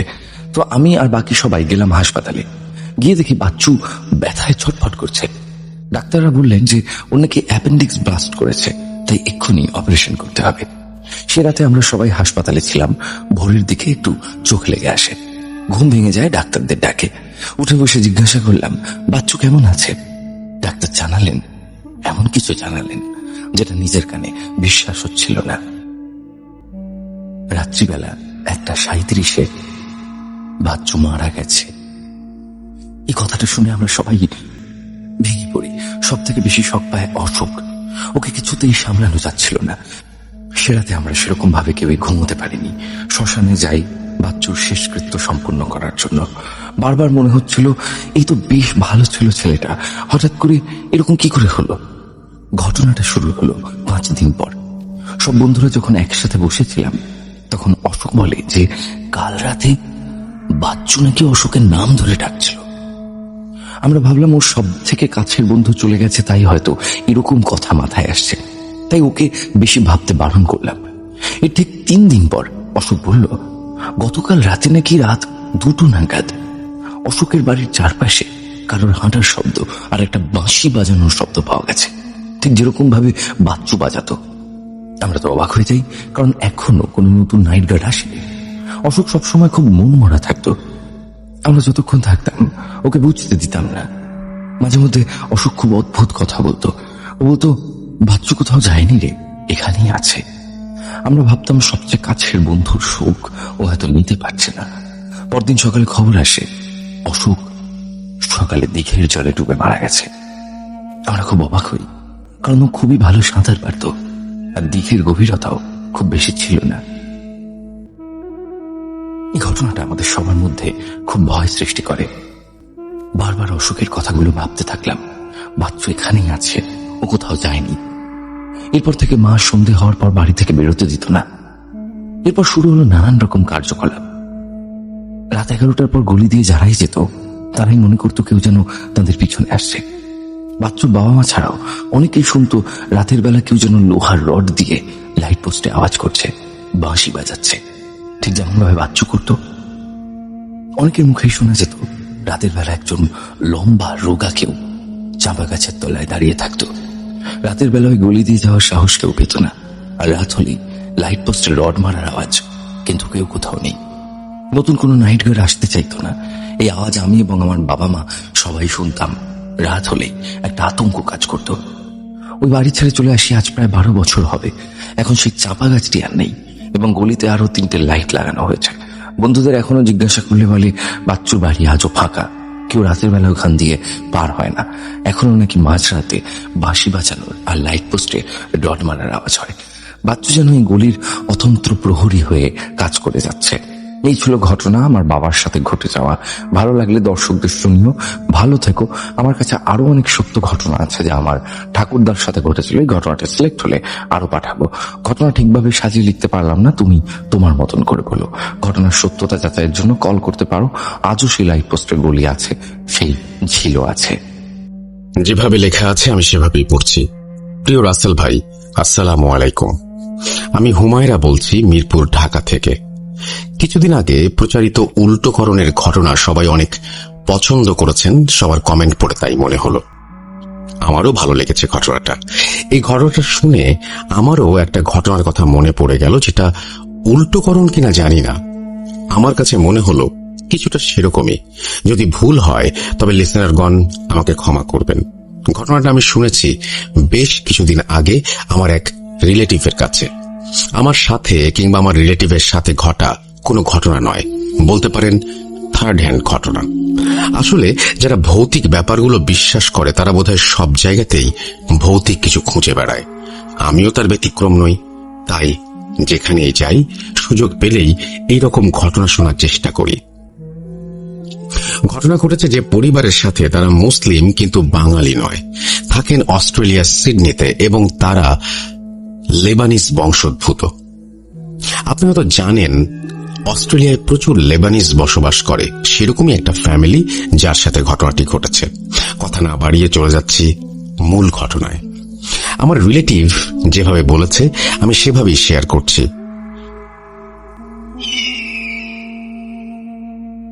সাদি তার ওয়াইফ এবং ছেলেকে নিয়ে সিডনিতে থাকতেন অনেক বছর ধরে। যখন সাদি সিডনিতে আসেন তখন ওনার বয়স ছিল 25 বছর। উনি একটা ইউনিভার্সিটিতে পড়াতেন আর সেখানেই পরিচয় হয় জয়তুনের সাথে। জয়তুন এবং আজিজা ছিল কাজিন, তারাও একই ইউনিভার্সিটিতে পড়তেন। সাদির সবসময়ই জয়তুনকে অনেক ভালো লাগতো আর সেই কথা একদিন সে আজিজাকে বলে। আজিজাকে রিকোয়েস্ট করে যেন জয়তুনকে এই ভালোবাসার কথাটা সে জানিয়ে দেয়।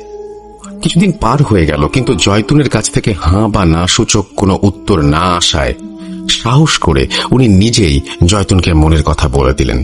জয়তুন কোনো প্রকার ভনিতা ছাড়াই হ্যাঁ সূচক জবাব দিল। এরপর কিছুদিন পার হয়ে যায়। একদিন কথা প্রসঙ্গে জয়তুনকে সাদি জিজ্ঞেস করল, তুমি এত সহজে রাজি হয়ে যাবে আমি বুঝতে পারিনি। আজিজা কি তোমাকে আমার বিষয়ে কিছু বলেছিল? জয়তুন অবাক হয়ে বলল, তুমি কি বলছো? আজিজা আমাকে কি বলবে? কেন? আমাদের বিষয়? আমি আজিজাকে দিয়ে তোমার কাছে প্রস্তাব পাঠিয়েছিলাম। কই, ও তো আমাকে কিছু বলেনি। দুজনে একটু অবাক হলো এবং সাদি বলল, বাদ দাও, আমরা দুজন একসাথে আছি এটাই বড় কথা। আগেই বলেছি আজিজা এবং জয়তুন সম্পর্কে বোন হওয়ায় ওরা একই বাসায় থাকত। বছরখানেক পর সাদির পড়াশোনা কমপ্লিট হয়। এরপর তাদের রিলেশনের বিষয়টি তাদের ফ্যামিলিতে জানালো এবং বলল, আমরা বিয়ে করতে চাই। দুজনের ফ্যামিলি ওদের সম্পর্ক মেনে নিল এবং বিয়ের ব্যবস্থা করে দিল। এর বছরখানেক পার হতেই তাদের একটা ছেলে হলো। সাদি একটি প্রাইভেট প্রতিষ্ঠানে চাকরি করত এবং শুক্রবারে সিডনির একটা মসজিদে ইমামতি করত। অস্ট্রেলিয়ার সিডনিতে অনেক জায়গায় মসজিদগুলোতে লেবানিজ বা বাঙালি প্রভাব আছে। উনি যেহেতু ভালো কোরআন তেলাওয়াত করেন এবং ধর্ম সম্পর্কে ভালো ধারণা ছিল, তাই ওনাকে সবাই শুক্রবার জুম্মার নামাজ পড়ানোর অনুরোধ করেছিল এবং সেই থেকে উনি কন্টিনিউ করে আসছিলেন। ওনার আরও একটি বৈশিষ্ট্য ছিল যেটা বংশক্রমে পাওয়া, জিনে ধরা মানুষের তদবির করতে পারতেন তিনি। উনি প্রফেশনালি করতেন না, কিন্তু মাঝে মাঝে এটা করতেন নিতান্ত কারো অনুরোধ থাকলে, এবং ওনার কিছু আধ্যাত্মিক ক্ষমতা ছিল সে কারণেও। সাদি যে অফিসে চাকরি করত সেখানেই কোইন্সিডেন্টালি আজিজারও চাকরি হয়ে যায়। চাকরির সুবাদে প্রতিদিনই আজিজার সাথে সাদির দেখা হয়ে যেত। একদিন কথা প্রসঙ্গে সাদি আজিজাকে জিজ্ঞেস করল, তুমি জয়তুনকে আমার কথা কিছু বলনি? এই কথা শুনে আজিজা রহস্যময় এক হাসি দিয়ে চলে গেল। সেদিন আর জানা হলো না। পরের দিন শুক্রবার সাদি জুম্মার নামাজ পড়ানোর পর মসজিদ সংলগ্ন কবরস্থানের কাছে এসে বাসায় যান। ওই বাসায় তার পরিচিত একজন গোরখোদক, যিনি কিছুটা অসুস্থ ছিলেন। লিসেনার গোরখোদক সম্পর্কে আগেও আশা করি শুনেছেন, তারপরেও বলি, যিনি কবর খোঁড়ার কাজ করেন তাকে গোরখোদক বলা হয়। এই লোকের নাম ছিল আসগর আলী। তো ঘরের কাছাকাছি যখন পৌঁছান তখন যে অবাক করা বিষয়টা ঘটে সেটা দেখার জন্য আসলে সাদি মোটেও প্রস্তুত ছিলেন না। উনি দেখতে পান ওই ঘর থেকে আজিজা বের হয়েছে আর সাদিকে দেখার পর দ্রুত ওই স্থান থেকে চলে যাচ্ছিলেন। কয়েকবার ডাক দেবার সত্ত্বেও আজিজা কোনো রেসপন্স করেনি। আসগরের বাসায় যাওয়াটা অস্বাভাবিক বিষয় না, বিষয়টা হলো ওই লোক সাদির পরিচিত, কিন্তু আজিজা কেন ওই লোকের কাছে গেল? উনি কালো জাদু, জিন, ভূত জাতীয় সমস্যা এবং কবর খোঁড়ার কাজ ছাড়া তো কিছু করেন না। আজিজার বিষয়ে মনে এক প্রকার শঙ্কা নিয়ে সাদি আসগরের বাসায় প্রবেশ করলেন। আসগরকে জিজ্ঞাসা করেন ওই মহিলা কি কারণে এখানে এসেছিল। প্রথমে উনি এ বিষয়ে কিছু বলতে চাননি, পরে অনেক অনুরোধ করার পর একটি কাগজ দেখান। তো সাদি যেহেতু এই বিষয়ে জানেন, তিনি সহজেই বুঝতে পারেন আজিজা কি চাচ্ছে। ভয়ানক বিষয় হচ্ছে ওখানে ওনার নিজের নাম মেনশন করা ছিল এবং মেসেজটি দিয়ে বোঝানো বা চাওয়া হয়েছে যেন তার এবং জয়তুনের সম্পর্ক ভেঙে যায়। বিষয়টি দেখে উনি খুব কষ্ট পান এবং অবাক হন। এরপর উনি আসগরকে অনুরোধ করেন, আপনাকে আজিজা যে টাকা দিয়েছে তার ডাবল টাকা দেব, আপনি এটা করবেন না। আমি আমার স্ত্রীকে অনেক ভালোবাসি। আসগর বলেন, ভাই আপনি আমাকে অনুরোধ করবেন না প্লিজ, আমি এমনিতে এটা করতাম না। আপনার প্রতি আমার অনেক শ্রদ্ধাবোধ আছে। সাদির অভ্যাস ছিল নিয়মিত ডায়েরি লেখা। ডায়েরিতে উনি লিখেছেন, আজ আসগরের বাসায় আজিজাকে দেখে খুব কষ্ট পেলাম। আমি কল্পনাও করিনি ও আমাকে ভালোবাসে, কিন্তু সন্দেহ ছিল, তবে এমন ভয়াবহ কাজ করবে এটা মানতেই পারছিলাম না। ও আমার এবং জয়তুনের সংসার ভেঙে দেবার জন্য ব্ল্যাক ম্যাজিক করার চেষ্টা করছিল। ওর সাথে কাল কথা বলতে হবে। কিছুক্ষণ পর জয়তুন রুমে প্রবেশ করে দেখল টেবিল ল্যাম্পটি জ্বলছে, কিন্তু সাদি রুমে নেই। এরপর কাছে গিয়ে ল্যাম্পটা বন্ধ করার সময় হঠাৎ চোখে পড়ল খুলে রাখা ডায়েরিটা। এরপর সে লেখাটা কৌতূহল বশত পড়ে ফেলল। সে সব কি দেখছে নিজেকে কন্ট্রোল করতে পারল না জয়তুন। প্রচন্ড রাগ, কষ্ট, ঘৃণা কাজ করছিল তার মনের ভেতর। ওর অভ্যাস ছিল সবকিছু বাবাকে শেয়ার করা, কারণ আসলে ওর বাবা ছাড়া আর কেউ নেই। বাবা শুধু বাবাই নয়, ওর বন্ধু, তাই সে কারণেই শেয়ার করা। স্বাভাবিকভাবে জয়তুনের বাবার মনেও প্রচন্ড ক্ষোভের সৃষ্টি হয়। তিনি মনে মনে ভাবতে থাকেন, তুমি আমার মেয়ের ওপর কালো জাদু করেছ, আমি তোমাকে ছাড়ব না, আমি তোমার ওপর কালো জাদু করব। এরপর যেরকম প্ল্যান করেছিল সেরকম বড় একজন তান্ত্রিকের কাছে যান তারা এবং সবকিছু খুলে বলেন। তান্ত্রিক বলল, আপনি ব্ল্যাক ম্যাজিক করতে চান? আপনি যাকে ব্ল্যাক ম্যাজিক করতে চান তার চুল, নখ এবং কিছু ব্যবহৃত জিনিস নিয়ে এসে আমার সাথে দেখা করবেন। এদিকে জয়তুনের অনেক মন খারাপ দেখে ওকে এবং ছেলেকে নিয়ে বাইরে ঘুরতে যায় সাদি। সাদির ডায়েরির বিষয়ে কিছুই জয়তুন জিজ্ঞাসা করেনি, কিন্তু মনে মনে অনেক কষ্ট পাচ্ছিল। রাস্তায় সাদি নিজেই ড্রাইভ করছিল, অনেক জোরে গাড়ি চালাচ্ছিল। কিছু দূর যাওয়ার পর কিছুটা পাহাড় ঘেরা একটা নির্জন রাস্তায় পৌঁছায় তারা। হঠাৎ রাস্তার মাঝখানে একটা কালো ছায়ার মতো তারা দেখতে পেল। ওনার কাছে অবয়বটা আজিজার মতোই মনে হলো। উনি একটু অন্যমনস্ক হয়ে যান, অজান্তেই হার্ট ব্রেক করেন এবং গাড়ি নিয়ন্ত্রণ হারিয়ে উল্টে যায়। প্রচন্ড ধাক্কায় উনি বেহুশ হয়ে যান। কিছু সময় পর যখন হুঁশ ফিরে আসে, উনি দেখতে পান তার প্রাণপ্রিয় ছেলে এবং জয়তুন পড়ে আছে রাস্তায় রক্তাক্ত অবস্থায়। এই দৃশ্য দেখে উনি আবার বেহুশ হয়ে পড়ে যান। এরপর ওনার যখন হুঁশ আসে তখন তিনি নিজেকে আবিষ্কার করেন হাসপাতালের বেডে। উদ্বিগ্ন হয়ে সবার কাছে জানতে চান, আমার ছেলে, আমার ওয়াইফ কোথায়? ওনার বাবা জানান, ওরা আর বেঁচে নেই। তোমাদের মসজিদের কাছে যে কবরস্থান আছে ওখানে দাফন করা হয়েছে। এরপর হসপিটাল থেকে বেরিয়ে বাসায় না গিয়ে কবরস্থানে যান তিনি এবং স্ত্রীর কবর জিয়ারত করেন। হঠাৎ উনি দেখতে পান ওনার ছেলে ওনার পাশে বসে আছে। আবেগে উনি ছেলেকে জড়িয়ে ধরেন। এমন সময় চোখ পড়ে আসগরের দিকে। আসগর কেমন যেন ভয়ার্ত চোখে তার দিকে তাকিয়েছিল। কাছে ডাকতে আসগর তাকে প্রশ্ন করে, ভাই আপনি কার সাথে কথা বলছেন? উত্তরে সাদি বলেন, কেন? আমার ছেলে। আসগর খুব অবাক হয়ে বলে, আপনার ছেলে তো মারা গেছে, আপনার পাশে তো কেউ নেই। আমি নিজে তার কবর খুঁড়েছি। ভাই, আপনার কি হয়েছে? এরপর আসগর সাদিকে প্রশ্ন করেন, আপনি তো এসব বিষয়ে অনেক ধারণা রাখেন, আপনার কি মনে হয় আপনার ছেলে আর ভাবির মৃত্যু কি স্বাভাবিক? আমার কাছে কিন্তু মনে হয় না। আমি আপনাদের পিছনে একটি কালো ছায়া দেখতে পেয়েছিলাম, যেটা ছিল ভাবির। সাদিরও সেই কথাই মনে হচ্ছিল। আসগরের সাথে কথা না বাড়িয়ে উনি বাড়ির দিকে যাচ্ছিলেন আর মনে মনে ভাবছিলেন, তাহলে কি আজিজা অন্য কোনো মাধ্যমে কাজ করিয়েছে, যার ফলেই আমার ছেলে এবং ওয়াইফ মারা গেল? এদিকে জয়তুনের বাবা পাগল প্রায় তার একমাত্র কন্যা এবং নাতনির বিদায়ে। এবার সে দৃঢ় প্রতিজ্ঞাবদ্ধ হল আজিজার বিষয়ে, কারণ এবার সে নিশ্চিত এ কাজ আজিজা ছাড়া কেউ করেনি। দুদিন পরেই সে তান্ত্রিকের কাছে তার চাওয়া জিনিসগুলো নিয়ে উপস্থিত হয় আর তাকে জানায় তার মেয়ে অ্যাক্সিডেন্টের ঘটনা। তান্ত্রিক বললেন, এবার কোনো জিন নয়, আপনার মেয়ে কারিনকে দিয়েই ওকে শাস্তি দেওয়াতে পারেন। যদি আপনি আজিজার এই সমস্ত জিনিসগুলো আপনার মেয়ের লাশের মুখের ভেতর দিয়ে সেলাই করে দিতে পারেন, এবং আরো কিছু রিচুয়াল আছে যেগুলো করলে পরে কারিন বসে আসবে। উনি কথা মতো সব কাজ করলেন। সত্যি কথা বলতে, একজন ইনোসেন্ট মানুষ তার আপনজন হারালে কতটা অ্যাগ্রেসিভ হতে পারে তার জলজান্ত প্রমাণ হলো জয়তুনের বাবা। তাই ভয়ঙ্কর কাজ তার মতো মানুষের পক্ষে অনেক কঠিন ছিল, কিন্তু মেয়ের মৃত্যুর প্রতিশোধের কাছে বিষয়টি নিতান্তই নগণ্য ছিল। তান্ত্রিক জয়তুনের বাবাকে বললেন, আপনার সব কাজ শেষ, এখন বাড়ি যেতে পারেন, এখন শুধু অপেক্ষার পালা। কারিনদের সম্পর্কে হয়তো কম বেশি সবাই জানেন। কারিনরা সবসময় অপেক্ষায় থাকে কখন মানুষ তাকে ডাকে এবং নিজের ঈমান নষ্ট করে। কারিনদের কাজই হচ্ছে মানুষকে ধোঁকা দেওয়া। যুগে যুগে কারিনরা ধোঁকা দিয়েছে এবং ভবিষ্যতে পৃথিবী ধ্বংস হওয়া পর্যন্ত তারা মানুষকে ধোঁকা দিয়ে যাবে। এরপর কিছুদিন পার হয়, সাদি কিছুটা স্বাভাবিক হন এবং অফিসে নিয়মিত যাতায়াত শুরু করেন। আজিজার সাথেও দেখা হয়। তিনি ওকে প্রায়ই বলতেন, কাজটা তুমি কেন করলে? আজিজা অবাক হলো আর বলল, কোন কাজ? তুমি কেন জয়তুন এবং আমার ছেলের এত বড় ক্ষতি করলে? বিনিময়ে তুমি কি পেলে? আমাকে কি পাবে বলে মনে হয়? কখনোই না। আজিজা বলল, এগুলো আপনি কি বলছেন? আমি তো কিছুই করিনি। করতে গিয়েছিলাম, কিন্তু আপনাকে দেখে অনেক বেশি লজ্জিত হয়েছিলাম, তাই আর কিছুই করিনি, এবং আসগর ভাইও আমাকে কিছু জানায়নি। আজিজা মন খারাপ করে অফিস থেকে বাসায় ফিরছিল নিজেই ড্রাইভ করে। ফেরা পথে একটি টানেল পার হতে হয় তার সব সময়। আজ টানেলের ভেতর প্রবেশ করতে হঠাৎ গাড়িটা বন্ধ হয়ে যায়।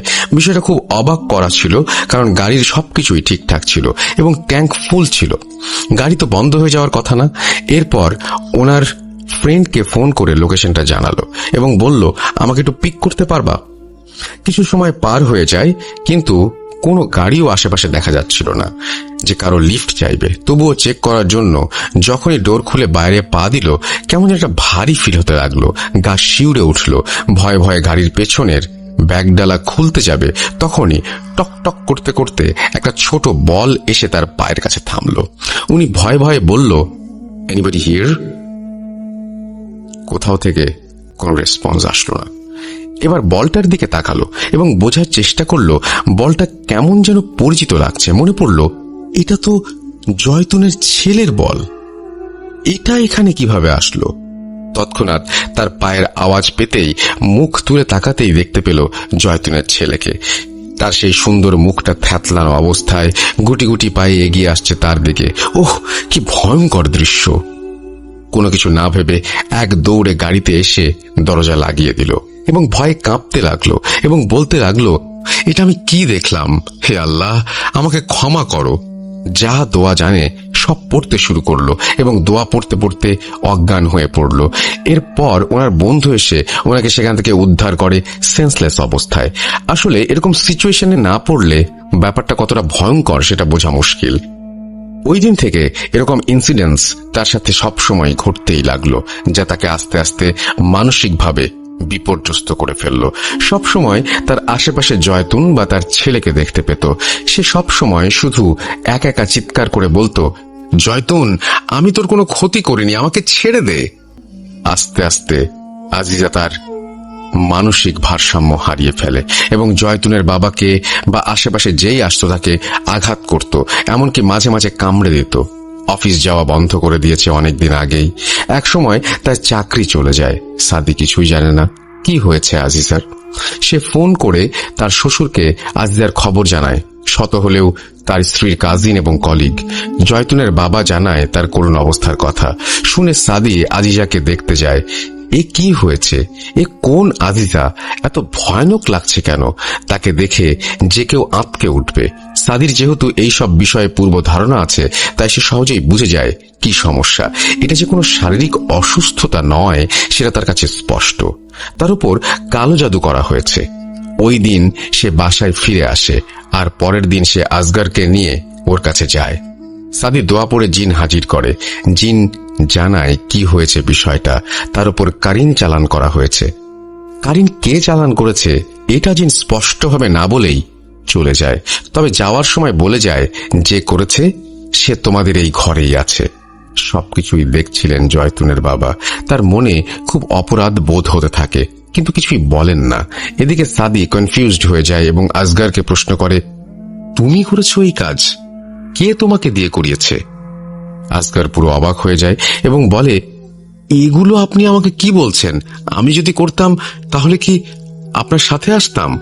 দুজনের বাক বিতণ্ডা দেখে জয়তুনের বাবা বলেন, তোমরা থামো, আমি বলছি। ওর ওপর কালো জাদু আমি করেছি। তুমি ডায়েরিতে কি লিখেছিলে মনে আছে? ওই লেখাটা জয়তুন পড়েছিল এবং আমাকে জানিয়েছিল। এরপর জয়তুন মারা যায়। আমার পুরোপুরি ধারণা ছিল আজিজা ওর ওপর কালো জাদু করেছে, তাই ওভাবে মারা গিয়েছে। সাদি বলল, আপনার ধারণা পুরোপুরি ভুল ছিল। জয়তুনের ওপর কালো জাদু আজিজা করেনি। এরপর জয়তুনের বাবা নিজের ভুল বুঝতে পারে আর সেই তান্ত্রিকের কাছে যায় জাদু সরিয়ে নেওয়ার জন্য। কিন্তু তান্ত্রিক জানায় এখন আর কোনো উপায় নেই। কারিন তাকে পুরোপুরি ক্যাপচার করে ফেলেছে, আর সরানো সম্ভব না। এরপর আজিজার পাগলামির মাত্রা বেড়ে যেতে থাকে এবং তাকে সিডনিতে একটি মানসিক হাসপাতালে ভর্তি করিয়ে দেয়া হয়। জানা যায় ওখান থেকে কোনো এক রাতে সবার চোখকে ফাঁকি দিয়ে আজিজা কোথাও চলে গেছে। ঘটনার এন্ডিংটা সবসময় আনন্দের হয় না। এটারও তাই। কালো জাদু যে সবসময় মানুষের জীবন তছনছ করে দেয়, এখানেও তার ব্যতিক্রম নয়। সব রহস্যের উত্তর পাওয়া গেলেও একটা রহস্যের জট অজানাই রয়ে গেল। সেটা হলো, কেনই বা সাদি ওই দিন রাস্তায় আজিজাকে দেখতে পেয়েছিল? জয়তুনের অ্যাক্সিডেন্টটা কি স্বাভাবিক ছিল, নাকি তার উপর কালো জাদু করা হয়েছিল? যদি করা হয়েই থাকে তাহলে কে করেছে? এই প্রশ্নটা লিসেনারদের কাছে ছুড়ে দিলাম। জানি না কেমন লেগেছে আমার ঘটনাটা আপনার এবং লিসেনারদের কাছে। যদি সামান্য ভালো লেগে থাকে প্রচার করবেন আশা করি। আমাকে গোলাম রাব্বি প্রায় সবসময়ই লিখতে বলেন, কিন্তু আমার কাছে মনে হয় আমি গুছিয়ে লিখতে পারি না। ভূত.com-এর রোমান, সাবিত, তুষার ভাই আরও যারা আছেন তারা সবাই অনেক সুন্দর করে গুছিয়ে লেখেন। তাদের লেখা দেখলে বা শুনলে সাহস পাই না। এবারে লেখাটা অ্যাডমিন সেজুতি আপুর জন্য লিখলাম।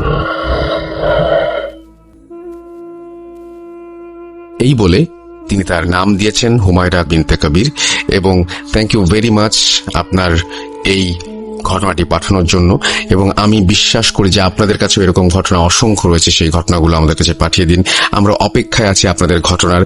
আমাদের ইমেল অ্যাড্রেস তো আপনাদের জানাই আছে, তারপরে আরো একবার মনে করে দিই। আমাদের ইমেল অ্যাড্রেস হচ্ছে russell.booth.com@gmail.com। আপনার নাম, ঠিকানা এবং ফোন নাম্বার সহ দ্রুত পাঠান আপনার ঘটনা। আমরা অপেক্ষায় থাকলাম। আমরা আশা করছি যে আমাদের ফেসবুক পেজটা আপনারা ভিজিট করবেন। এবং এই যে ঘটনাটা, এই ঘটনাটা আমারও কিছু প্রশ্ন রয়েছে। সব ঘটনা শোনার পরেই কিছু কিছু প্রশ্ন থেকেই যায়, এবং এই ঘটনাটার আমার ধারণা যে এখনো শেষ হয়নি। এই ঘটনাটার বাকি অংশ আছে, আমি বলবো যদি আপনারা জোগাড় করতে পারেন বা সেটা জানতে পারেন তাহলে ঘটনাটা কমপ্লিট হবে। কারণ এখানে আসলেই কে জাদু করেছে, তার উদ্দেশ্য কি, কেন এইভাবে জাদু করা হলো, এইটা ছাড়া এই ঘটনাটা আসলে বোঝাটা একটু শক্ত। তো আমার কাছে মনে হয় যে এটা যদি আপনারা জানেন তাহলে নেক্সট যে এপিসোড, সেই এপিসোডে আপনারা এটা শেয়ার করতে পারেন। কারণ এখানে সবচেয়ে বড় প্রশ্ন যে সবকিছুই কিন্তু কোনো কিছুর কোনো সমাধান হয়নি। কেউ একজন আক্রান্ত হয়েছে, সে মারা গেছে, আর একজন অ্যাসাইলামে চলে গেছে মেন্টাল পেশেন্ট হিসেবে। তো সবকিছুই একটু এলোমেলো, কিন্তু এই ঘটনাগুলো কে ঘটলো, কেন ঘটলো, এই জিনিসগুলো নিশ্চয়ই এই ঘটনার মধ্যে জানালে এটা চলমান ঘটনা, সেই ব্যাপারটা একটু আমাদের একটু কাইন্ডলি ক্লিয়ার করবেন। আমি চলে যাব আমাদের পরবর্তী ঘটনায়। এর আরেক নাম ভূত.com। with Russell. যেভাবে লেখা আছে আমি সেভাবেই পড়ছি। আসসালামু আলাইকুম রাসেল ভাই ও ডিয়ার লিসেনার্স, আমি মোহাম্মদ সাবিত আলম, লিখছি ময়মনসিংহ বিভাগ থেকে। আমি বর্তমানে ভূত.com-এর একজন মডারেটর হিসেবে কাজ করছি। আজ আমি নতুন একটি ঘটনা নিয়ে আবারও আপনাদের মাঝে ফিরে এসেছি। ঘটনাটি আমি যার কাছ থেকে শুনেছি তিনি আমার কোচিং এর একজন কলিগ ছিলেন। বলে রাখা ভালো যে 2017 সাল থেকে ময়মনসিংহের কোনো এক কোচিং সেন্টারে আমি পার্ট টাইম টিচার হিসেবে জয়েন করি। সেখানেই ওনার সাথে আমার পরিচয় হয়। ওনার নাম প্রকাশে আপত্তি থাকায় আমি ওনার নাম রাশেদ হিসেবে ব্যবহার করছি। 2019-এর পর কোনো এক কারণে কোচিং ছেড়ে দিই আমি। রাশেদ ভাইও কিছুদিন পর কোচিং ছেড়ে ঢাকায় চলে যান, কিন্তু ওনার সাথে আমার যোগাযোগ ছিল। উনি ভূত.com-এর বড় একজন ফ্যান। আমি মডারেটর হবার পর আমাকে উনি বলেছিলেন যে উনি যখন ময়মনসিংহে আসবেন আমাকে ওনার লাইফের একটি ঘটনা বলবেন। রাশেদ ভাই বয়সে আমার থেকে 2-3 বছরের বড় হবেন। লাস্ট কয়েক মাস আগে ওনার একটি চাকরির ইন্টারভিউ ময়মনসিংহে হওয়ায় উনি ময়মনসিংহ আসেন, আর আমি ওনার সাথে দেখা করে ঘটনা শোনার সুযোগ পেয়ে যাই। আমি রাশেদ ভাইকে নিয়ে ময়মনসিংহের কাচারি ঘাটের কাছের একটি চায়ের দোকানে বসি। ওনার সাথে নিয়মিত জীবনের খোঁজ খবর নেবার পর্ব শেষ করে ওনাকে আমি আচমকাই বলে বসি, ভাই আপনি না আমাকে ঘটনা বলবেন বলেছেন, আজকে বলেন। উনি আমার কথা শুনে আমার দিকে তাকিয়ে মুচকি একটা হাসি দিয়ে একটা সিগারেট ধরিয়ে কিছুক্ষণ সেটা টেনে আমার দিকে বাড়িয়ে দিলেন। আমি ওনার কাছ থেকে সিগারেট নিয়ে টান দিতে যাব, তখনই উনি বলতে শুরু করলেন ওনার জীবনের এক কালো অধ্যায়। রাশেদ ভাইয়ের ঘটনা উনি আমাকে যেভাবে বলেছেন আমি সেভাবে লেখার চেষ্টা করছি। অনিচ্ছাকৃত ভুল ত্রুটির জন্য ক্ষমা চেয়ে নিচ্ছি। বলছেন রাশেদ ভাই, না না না, আমি এই কাজ করব না। আমি যার তার কাজ করি না। আমি সেই জায়গাতেই যাই যেই জায়গায় আমাকে প্রয়োজন।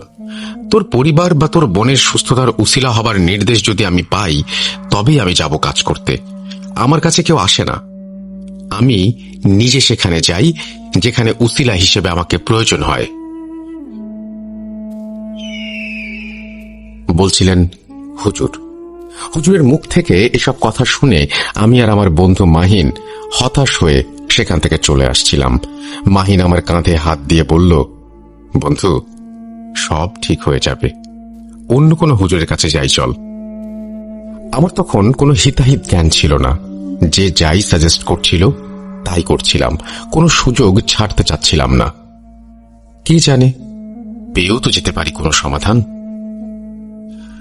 মাহিরের সাথে মসজিদের পর মসজিদ ঘুরছি, হুজুরদের সমস্যা বলছি, কিন্তু সমস্যা শুনে সবাই ইয়া আল্লাহ বলে মাফ চাইতেন আমাদের কাছে, আর বলতেন সমস্যার কারণই আপনারা জানেন না, মাফ করবেন। এই কাজে আমি নেই। আমি আশার কোনো আলো দেখতে পাচ্ছিলাম না, কোনো ধরনের সমাধান মাথায় আসছে না, কি করব তাও জানি না আমি। মাহিনকে নিয়ে রিকশা ডেকে বাসায় চলে আসি আমি। মাহিন আমাদের প্রতিবেশী ও আমার স্কুলের বন্ধু। আমাদের বাসায় যাতায়াত ছিল ওর প্রচুর পরিমাণে, তাই আমাদের সমস্যা ওর সবই জানা ছিল, আর তাই সে আমার সাথে থাকতো কোনো একটা সমাধান খুঁজে বের করবার জন্য। আমি আর মাহিন আমাদের বাসার গেটের সামনে আসতেই দেখি এক হুজুর আমাদের বাসার গেটের সামনে দাঁড়িয়ে আছেন। আমি তাকে পেছন থেকে দেখছিলাম, তাই চিনতে পারছিলাম না যে আসলে কে। আমার মন তখন মোটেও ভালো ছিল না। আমার পরিবারের সাথে যা যা হচ্ছে সেগুলোর জন্য মনে অনেক রাগও ছিল, তাই ভাবছিলাম যে কোনো শয়তান হুজুর হয়তো এসে দেখছে আমার পরিবারের অবস্থা আর মনে মনে হাসছে। আমি দৌড়ে গিয়ে পেছন থেকে হুজুরের ঘাড়ে হাত দিয়ে ধরতেই উনি আমার দিকে ফিরে তাকান। ওনাকে দেখে আমি ভূত দেখার মতো অবাক হয়ে যাই। আরে এ তো সেই হুজুর যে বলেছিল যে সবার সাথে কাজ করে না, আমাদের হেল্প সে করবে না বলেছিল। তাহলে এখানে কি করছে? বাসার ঠিকানাই বা কিভাবে জানল? আমি হুজুরের দিকে তাকিয়ে প্রশ্ন করলাম, আপনি এখানে কি চাই? সাহায্য করবেন না বলেই তো দিয়েছেন, ঠিকানা কোথায় পেলেন? উনি আমাকে বললেন, আমি কিভাবে ঠিকানা পেয়েছি সেটা জেনে তুই কি করবি বলতো? এই বাসায় যে মেয়ে থাকে সেই কি তোর বোন? সমস্যাটা কি তারই? আমি হ্যাঁ বোধক উত্তর দিয়ে মাথা নাড়লাম। উনি তৎক্ষণাৎ আমাকে বললেন, তোর নাম তো রাশেদ, তাই না? আচ্ছা শোন, আমি আগামী 5 দিন পর তোদের বাসায় আসব। এখনো সময় হয়নি তোর বোনের চিকিৎসা করার। সময় হোক, আমি আসব। আল্লাহ ভরসা বাবা। এই বলে উনি মাহিনের দিকে তাকান আর এরপর চলে যান সেখান থেকে। আমি ওনাকে পেছন থেকে ডাকতে থাকি, আরে হুজুর, হুজুর কোথায় যান? 5 দিন পর কেন আসবেন? আরে ভণ্ড নাকি, টাকা খাবার ধান্দা। আমার কথা শেষ হতে হতে হুজুর আস্তে আস্তে দূরে চলে যেতে লাগলেন। আমি হতভম্ব হয়ে যাই ঘটনার আকস্মিকতায়, আর মাহিনের দিকে তাকিয়ে দেখি তাকেও আমার মতো চিন্তিত দেখাচ্ছে। এরপর আমি আর মাহিন যে যার বাসায় চলে যাই। রাতের বেলা বাসায় ঢুকতেই আম্মু আব্বুর রুমে গিয়ে ওনাদের বলি যে এখনো কোনো সমাধান পাইনি। সেই হুজুরের কথা আম্মু আব্বুকে বলিনি, কারণ আমার মনে হয়েছে লোকটা পাগল। হয়তো আমাদের পিছু নিয়েছিল, তাই ঠিকানা জেনে গেছে, আর এখন হয়তো টাকা খাবার ধান্দা করছে আমাদের অসহায়ত্বের সুযোগ নিয়ে। আম্মু আব্বুর সাথে কথা বলে আমি আমার ভাগ্নে অর্থাৎ আমার বোনের ছেলেকে কোলে নিয়ে আমার রুমে চলে এলাম।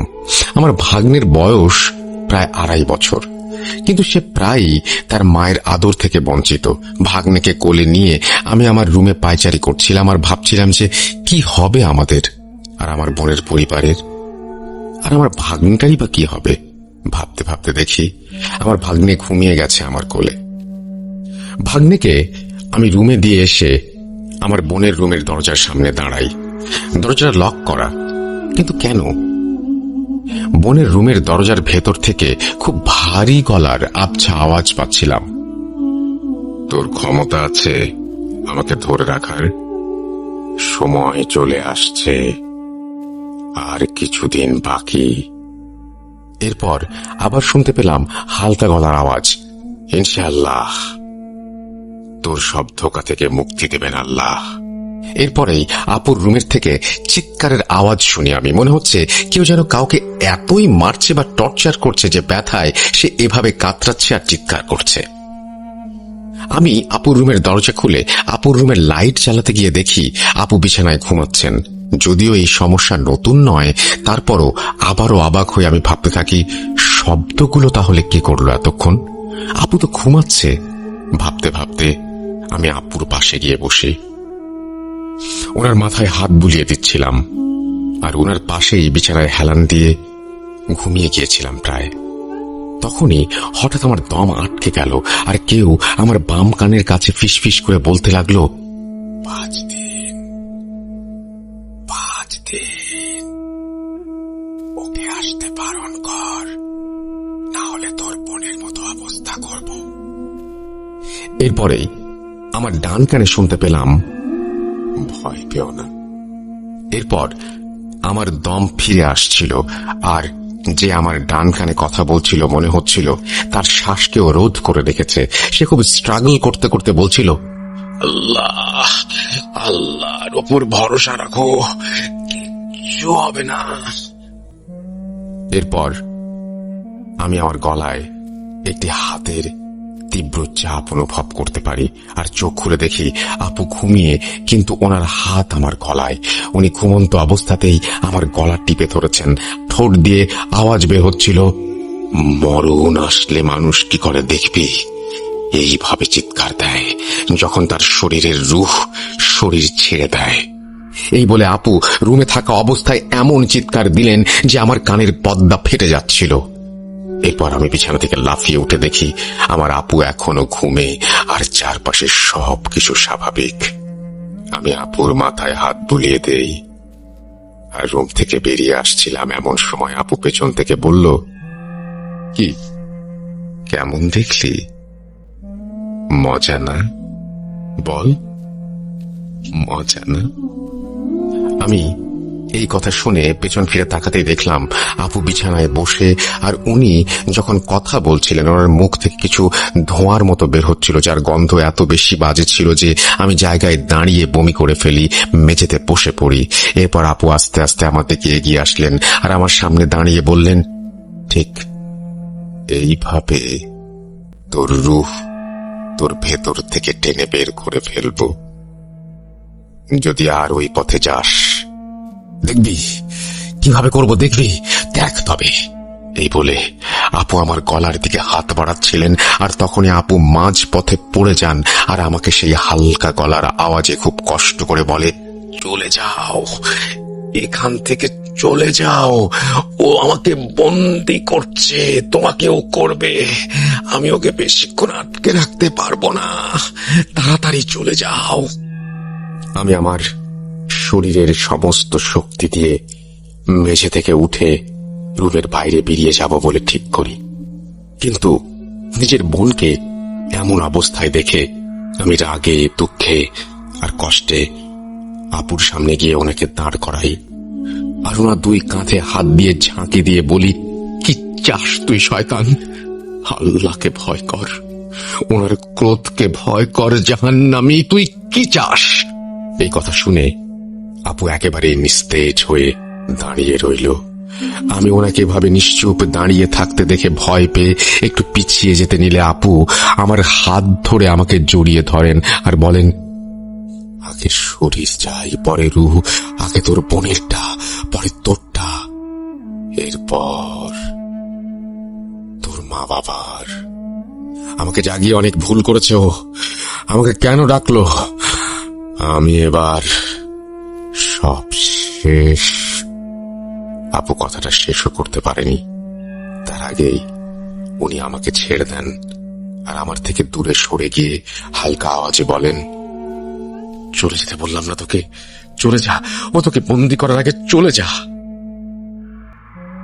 এরপর আমার আর কিছুই মনে নেই। এরপর আমার ঘুম ভাঙল পরদিন সন্ধ্যায়। ঘুম থেকে উঠে দেখি আমি নিজের বিছানায় শুয়ে আছি, আর আমার আম্মু আমার পাশে বসা। আমি আম্মুকে গতকাল রাতের কথা বললে আম্মু কান্না করতে শুরু করে দেন আর বলতে থাকেন, রাশেদ, তুই গতকাল রাতে তোর ঘরেই ছিলি, তুই এতক্ষণ আমাকে যা বললি, সকালে তোর বোন আমাকে সেইগুলোই বলল, কিন্তু তার ভাষ্য মতে রাতের বেলা সে তোর ঘরে এসেছিল, তুই ওর ঘরে যাসনি, আর তুই নাকি ওর সাথে ওই সব কথা বলেছিস যা তুই শুধুমাত্র আমাকে তোর বোনের নামে বললি। আর তুই দুই রকম আওয়াজে নাকি কথা বলছিলি। সকালে উঠে আমি দুজনকেই দুজনের রুমের দরজার সামনে অজ্ঞান অবস্থায় পেয়েছিলাম। বল বাবা, আমি কাকে বিশ্বাস করব? আম্মুর এই কথা শুনে আমি আম্মুকে সান্ত্বনা দিয়ে বললাম যে আপুর সমস্যাটা মনে হয় আমার মাঝেও আসছে আস্তে আস্তে, জলদি কিছু একটা করতে হবে আমাদের। এরপর আমি দেখি যে মাহিন আমার রুমে ঢুকলো। মাহিন আমাকে বলল, চল, একজন নতুন হুজুরের সন্ধান পেয়েছি, সেখানে যাই।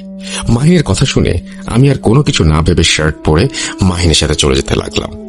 সারাদিন না খেয়ে থাকার ফলে বাইরে বেরিয়ে দোকানে বসে 2-3টা পুরি খেয়ে আবার সেই হুজুরের কাছে গেলাম। হুজুরের কাছে গিয়ে আমার খুব অস্বস্তি বোধ হচ্ছিল, কারণ ওনার গায়ে টুপি পাঞ্জাবি থাকলেও ওনার চেহারাটা কেমন যেন রুক্ষ আর অমানসিকতায় ভরা ছিল। উনি আমাকে দেখে বললেন, মাহিন আমাকে সব বলেছে, তোর বোনের সমস্যা শেষ হবে। আসলে ওকে কালো জাদু করা হয়েছে, সেটা কাটাতে হলে আমাকেও এইভাবে কিছু কাজ করতে হবে। তাই আমার কিছু জিনিস লাগবে, একটা মোমবাতি, তোর বোনের ছবি, তার ব্যবহার করা কাপড় আর তার সম্পূর্ণ নাম সহ তোমাদের বাসার সামনের এক মুঠো মাটি। আমি ওনাকে বললাম আমি সবকিছু দিতে রাজি আছি, কিন্তু আমার বোনের ভালো হওয়া চাই। এরপর উনি উদ্ভট একটা হাসি দিয়ে বললেন, কাজ হয়ে যাবে। আমি ওনাকে আগামীকাল সবকিছু দেব বলে আমার বাসার দিকে রওনা দেই। এরপর রিকশায় উঠে এমন সময় কোথা থেকে যেন গতকালের সেই পাগল হুজুর আমার সামনে আসেন। তারপর আমাকে একটা সজোরে চড় দিয়ে বলতে লাগলেন, সর্বনাশ করতে কি উঠে পড়ে লেগেছিলি তুই?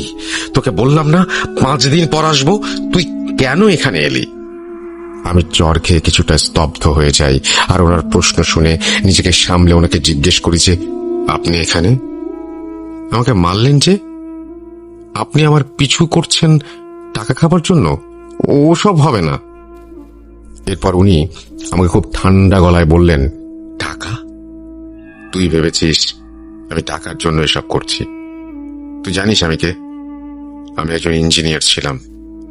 মা বাবাকে শয়তানের কাছে হারিয়ে এই দীক্ষা গ্রহণ করে মানুষকে সাহায্য করাই আমার কাজ এখন। টাকা? তুই আমাকে টাকা দিবি? তোর বোনের জীবনের মূল্যে কত টাকা দিবি আমাকে? টাকার কথা বলিস মূর্খ? কত টাকা দিবি তুই? ওনার কথা শুনে আমি কিছুটা ঠান্ডা হই। এর মাঝে মাহিন সেই হুজুরকে গালাগাল করতে থাকে, কারণ হুজুর আমাকে মেরেছিল। এরপর আমি মাহিনকে শান্ত হতে বললাম, আর হুজুর আমাদের বললেন, চল তোদের নিয়ে সামনে এগুতে এগুতে তোর বোনের ঘটনা শুনবো। আয়, অনেককেই তো বলেছিস, আমাকে একবার বলে দেখ। এই বলে উনি আমাদের নিয়ে হাঁটতে শুরু করেন। আমিও ওনাকে বলতে চাচ্ছিলাম, আসলে হয়তো হালকা হতে চাচ্ছিলাম বা কোনো সমস্যার সমাধানের আশায়। সে যাই হোক, একটু সামনে যেতেই আমাদের সামনে একটি ভ্যান এলো। ভ্যানওয়ালাকে হুজুর সালাম দিয়ে বললেন, ভাইজান সামনে যাবেন? ভ্যানওয়ালা সালামের উত্তর দিয়ে আমাদের উঠে বসার ইশারা করলো। ভ্যানে উঠে হুজুর আমাকে বললেন, এবার বল কি হয়েছে তোর বোনের?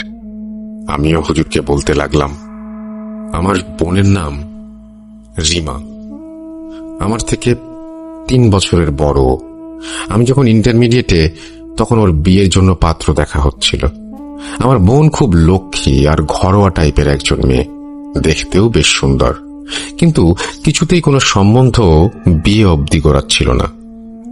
এভাবে 10 থেকে 12টা পাত্র দেখা শেষে আমার মা সিদ্ধান্ত নেন যে মসজিদের ইমামের কাছে আপুকে নিয়ে যাবেন দোয়া নিতে। ইমাম সাহেবের কাছে গেলে উনি আমাদের জানান যে আপুর ওপর বিয়ে বাধা জাদু করা থাকতে পারে বলে উনি সন্দেহ করছেন। উনি আমাদের কোরআন খতম দিতে বলেন এবং মাদ্রাসায় একবেলা খাওয়ানোর কথা বলেন, আর 3টা মুরগি সদগা দিতে বলেন। হুজুরের কথা মতো কাজ করার প্রায় 20 দিনের মাথায় নতুন পাত্র এলো, দেখা হলো। এবার কোনো সমস্যা ছাড়াই বিয়ের কথা পাকাপাকি হয়ে গেল। এরপর আপুর বিয়ে হলো। বিয়ের পর আপুর দিনকাল ভালোই যাচ্ছিল, কিন্তু আমার দুলাভাইয়ের মতে আপু মাঝে মাঝেই আজব সব আচরণ করতেন। কখনো মাঝরাতে দুলাভাই ঘুম থেকে উঠে দেখতেন আপু ওনার দিকে শয়তানি দৃষ্টিতে তাকিয়ে আছেন, আর অন্ধকারে আপুর চোখ বিড়ালের মতো জলজল করছে। আর সে আমার দুলাভাইকে মাঝে মাঝে দিন গোনার মতো বলতো। আপুর কথাগুলো ছিল কিছুটা এমন, আর মাত্র 85 দিন, আমাকে আহ্বান করা হচ্ছে, আমি আসছি, মাত্র 85 দিন। এই বলে নাকি আপু অজ্ঞান হয়ে যেত অথবা পাশ ফিরে শুয়ে ঘুমিয়ে যেত। আমার দুলাভাই ব্যাপারটাকে বেশি একটা আমলে নিতেন না, মডার্ন যুগের ছেলে, তাই পাত্তা দিতেন না এসবে। ভাবতেন যে আপু হয়তো ঘুমের ঘোরে স্বপ্ন দেখছে আর এসব কথা বলছে। মাঝে মাঝে নাকি আপু ঘুম থেকে উঠে ফ্যাল ফ্যাল চোখে কাঁদো কাঁদো হয়ে দুলাভাইয়ের দিকে তাকিয়ে থাকতো আর বলতো, আমি আর বেশি দিন পারবো না, আপনারা দোয়া করেন যেন আল্লাহ রহম করেন। এই বলে নাকি সেও পাশ ফিরে শুয়ে ঘুমিয়ে যেত। ভাইয়া এই কথাগুলো একইভাবে পাত্তা দিতেন না, কিন্তু যত দিন যেতে লাগলো সমস্যা তত বাড়তে লাগলো। একদিন রাতের বেলা আমার দুলাভাইয়ের ফ্যামিলির সবার ঘুম ভাঙলো দুলাভাইয়ের বড় ভাইয়ের ছেলের চিৎকারে।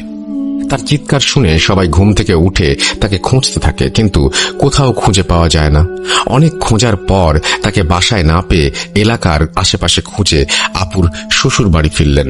তখন দেখলেন যে ওনার নাতি ডাইনিং এর মাঝে অচেতন হয়ে পড়ে আছে, আর তার মাথার মাঝে বড় করে কালো তিলক আঁকা। এরপর তাকে উঠানো হলো আর তাকে বিছানায় নিয়ে তার জ্ঞান ফেরানো হলো। সবাই তখন ওর কাছে দাঁড়িয়ে ছিল। সে ঘুম থেকে উঠেই আমার আপুকে দেখে জোরে চিৎকার দিয়ে কাঁদতে লাগলো। ওকে শান্ত করে সবাই যখন জিজ্ঞেস করলো যে কেন সে কাঁদছে আর কোথায় বা সে গিয়েছিল, উত্তরে সে গুছিয়ে কিছু বলতে পারেনি, কারণ তার বয়স তখন 10-এর বেশি নয়। খুব ঘুম পেয়েছিল। অগোছালো তার কথাগুলো যদি সাজানো হয় তবে তার মানে দাঁড়ায় যে রাতের বেলা বাথরুমে যাওয়ার দরকার হলে সে বাথরুমে যাবে বলে উঠতে চাচ্ছিল। আর তখনই আমার আপু তার সামনে কোথা থেকে যেন চলে আসে। সে আপুর সাথে বাথরুমে যায়, কিন্তু আপু তাকে বাথরুমে নিয়ে গিয়ে তার হাত বেঁধে ফেলে আর একটি মোমবাতি জ্বালিয়ে পর সেটি আঙুল দিয়ে নিভিয়ে তার আঙুলে লাগা মোমবাতির কালি নাকি তার মাথায় লাগিয়েছিল, আর তাকে নাকি বলেছিল, কুরবানি বৃথা যাবে না, এই বয়সে কোরবানি হবি। তোর ভাগ্য খুব ভালো। আয়, যাস না। কোথায় নিয়ে যাচ্ছিস ওকে? চলে আয়, আয়, দিয়ে যা বলছি। কতদিন এভাবে পারবি? আয় বলছি। আপুর মুখে সব শুনে নাকি সে চিৎকার দিয়ে বাথরুমেই পড়ে যায়, কিন্তু সেখান থেকে ডাইনিয়ে কিভাবে গেল তা সে জানে না। এরপর সবাই আমার আপুর দিকে প্রশ্নবোধক চিহ্ন মুখে তাকালে দুলাভাই আমার আপুকে ডিফেন্ড করার জন্য বললেন, আরে বাচ্চা যখন চিৎকার করলো তখন আমি আর রিমা দুজন মিলে একসাথে ঘুম থেকে উঠে ওকে খোঁজা শুরু করলাম না? তোমরাও তো দেখেছো, বাচ্চা হয়তো কোনো স্বপ্ন দেখেছে। দুলাভাইয়ের এই কথা শুনে কেউ কোনো প্রত্যুত্তর দিতে পারেনি। এরপর এক শুক্রবারে আমার দুলাভাই বাসায় ছিলেন। উনি মাগরিবের ওয়াক্তে মাগরিবের নামাজ পড়তে দাঁড়িয়ে গেলেন রুমে, আর বিছানায় আমার আপু ঘুমাচ্ছিলেন। ভাইয়া নামাজ পড়া শুরু করতেই নাকি আপুর ঘুম ভেঙে যায় এবং সে ভাইয়াকে ধাক্কা দিয়ে জায়নামাজ থেকে ফেলে দেয়। এরপর ভাইয়া নিজেকে সামলে নেন আর মেঝে থেকে উঠে আপুকে সজোরে চড় মারতে গিয়ে দেখেন আপু সেখানে নেই, বরং আপু বিছানাতেই ঘুমাচ্ছেন। এই দেখে ভাইয়ার মনে কিছুটা সন্দেহ হয় আর উনি আবার নামাজ পড়তে বসেন, কিন্তু আশ্চর্যজনকভাবে কোনোভাবেই উনি সূরা ফাতিহা মনে করতে পারছিলেন না। কোনো সূরাই যেন ওনার মাথায় আসছিল না, কিন্তু কিছুক্ষণের মাঝেই উনি নিজেকে হালকা আর স্বাভাবিক ফিল করেন আর সূরাও মনে পড়ে যায়। ভাইয়া কোনো রকমে ফরজ নামাজ শেষ করে রুম থেকে বেরিয়ে চলে যান এবং আপুর শ্বশুর বাড়িকে বিষয়টা জানান। ওনারা ওনাদের এলাকার মসজিদের হুজুরের সাথে যোগাযোগ করলে হুজুর জানান যে নতুন বিয়ে শাদী হলে মাঝে মাঝে খারাপ নজর পড়ে মানুষের ওপর। উনি এরপর দুলাভাইদের বাসায় গিয়ে বাসা বন্ধ করে দিয়ে এসে আপুকে পানি পড়া তেল পড়া দিয়ে চলে যান।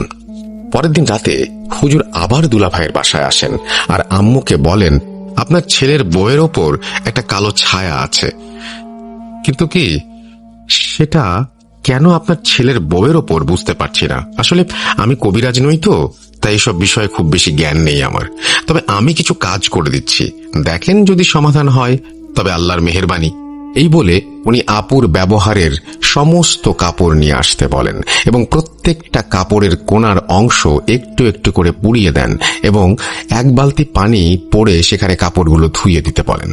এরপর যাবার সময় হুজুর বাড়ি বন্ধ করে দিয়ে যান। সমস্যার সমাধান হয়ে যায়। আপুর আর কোনো সমস্যা হচ্ছিল না, ভালোভাবেই দিন কাটছিল আপুর। অনেক দিন কেটে যায় মাঝখানে। আমরা এর মাঝে খবর পাই যে আমি মামা হতে যাচ্ছি, অর্থাৎ আমার আপু প্রেগন্যান্ট। এই খুশির খবর শুনে একদিন আমি ভাবলাম আপুর শ্বশুর বাড়ি করতে যাব। এই ভেবে আমি ব্যাগ গোছানো শুরু করে দিলাম। সেই সময় মাহিন আমাদের বাসায় আসে আর আমি ঘুরতে যাব শুনে সেও আমার সাথে যেতে চায়। আসলে মাহিন আমার বন্ধু কম, ভাই বেশি ছিল, তাই আমি রাজি হয়ে যাই আর মাহিনকে নিয়ে আপুর ওখানে বেড়াতে যাই। আমি আর মাহিন কয়েকদিন আপুর বাসাতেই থেকে যাই। সবকিছু একেবারে ঠিকঠাক ছিল। 6 থেকে 7 দিন আপুর বাসায় থেকে আমি আর মাহিন ফিরে আসি। আসার সময় আপু আমার আর মাহিনের জন্য নতুন জামা কাপড় গিফট করেন আর মাহিনের বোনের জন্য এক সেট কানের দুল গিফট করেন। আমি ফিরে আসার কিছুদিন পর থেকে আপু অসুস্থ হতে লাগলেন। উনি নাকি প্রায় পেটে ব্যথা অনুভব করেন, কিন্তু মুখ দিয়ে 2-3 বার উহ বের করার সাথে সাথে নাকি ব্যথাটা গায়েব হয়ে যেত। যদিও প্রেগন্যান্সিতে বিষয়টা খুব আনইউজুয়াল না। আপু বলতেন এই ব্যথা অন্যরকম ব্যথা।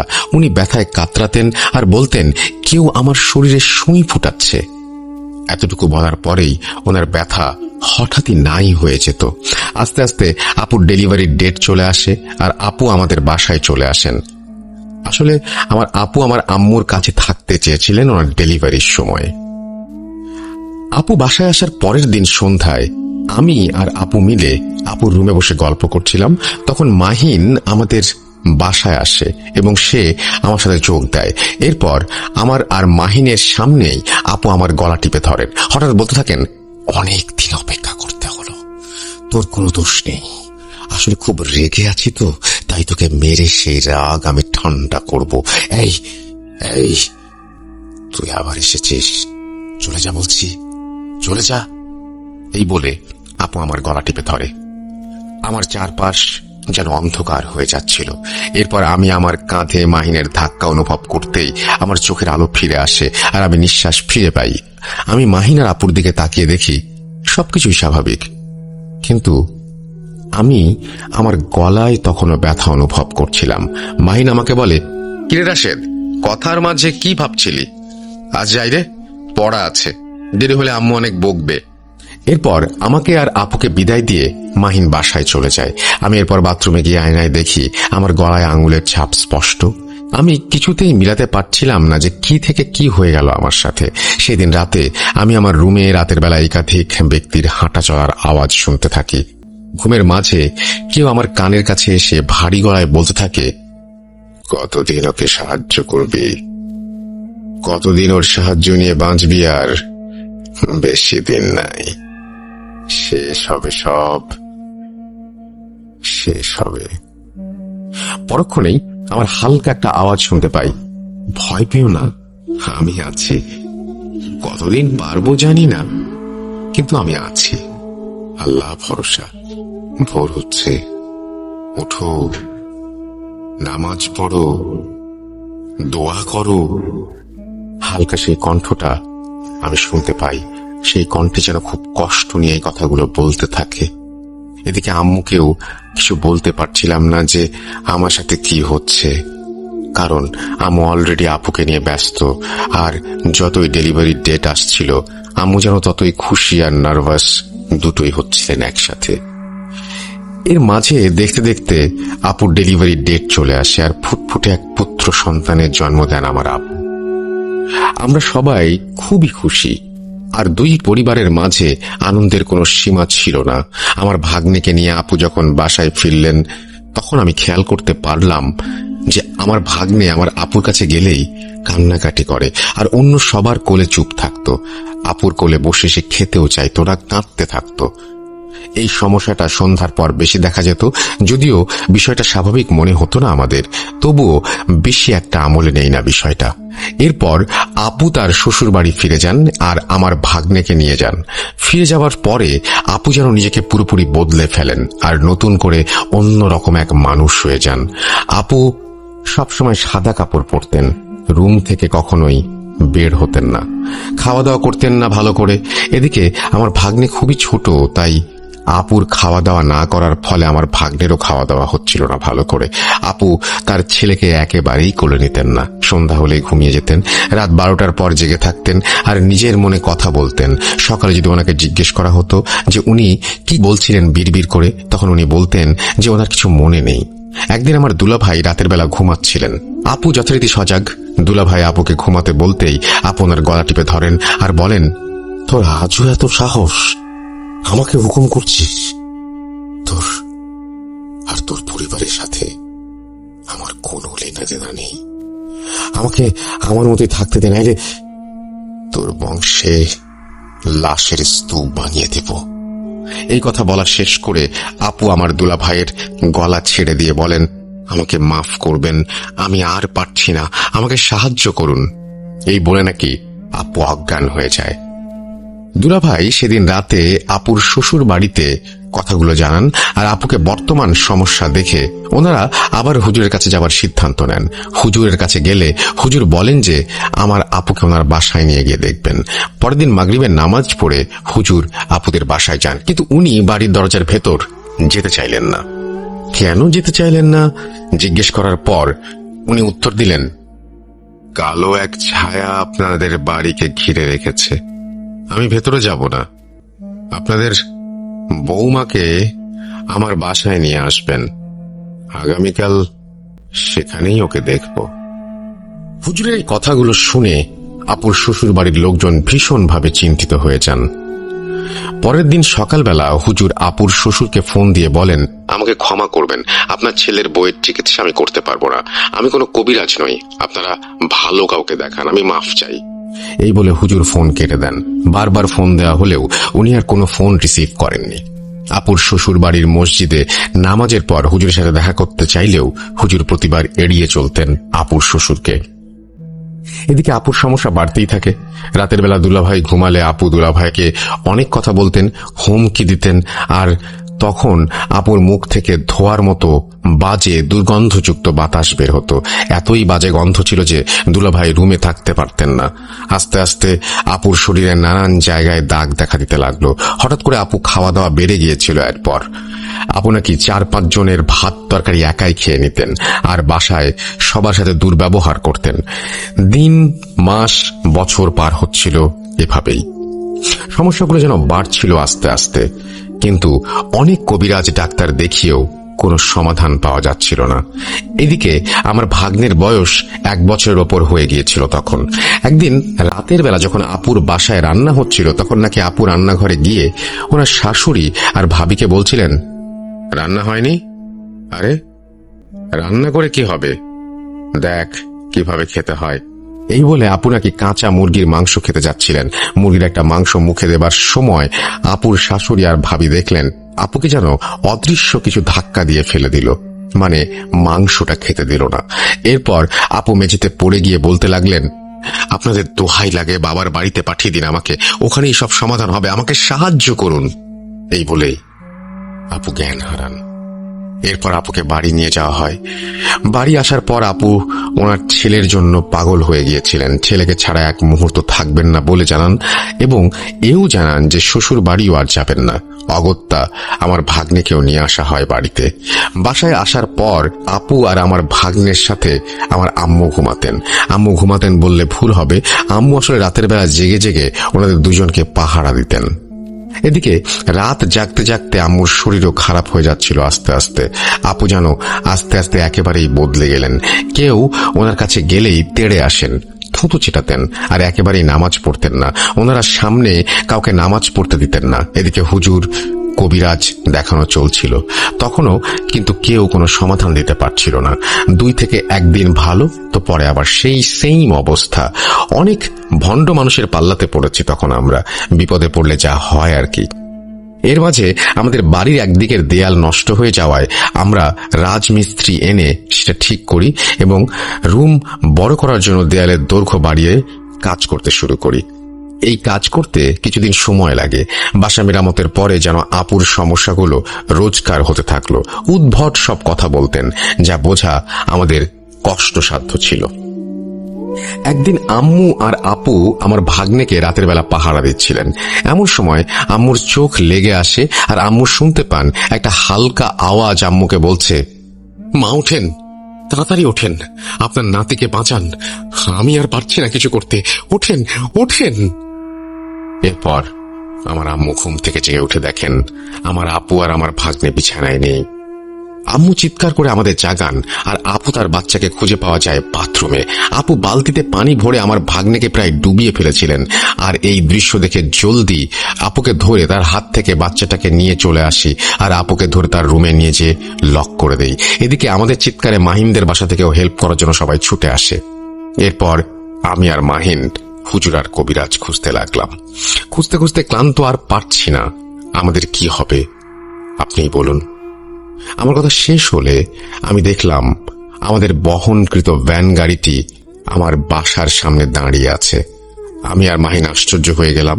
এতক্ষণ সময় ধরে কথা বলছি আর ভ্যান গাড়ি একেবারেও মনে হলো না যে কোন মোড়ে বাঁক নিয়েছে।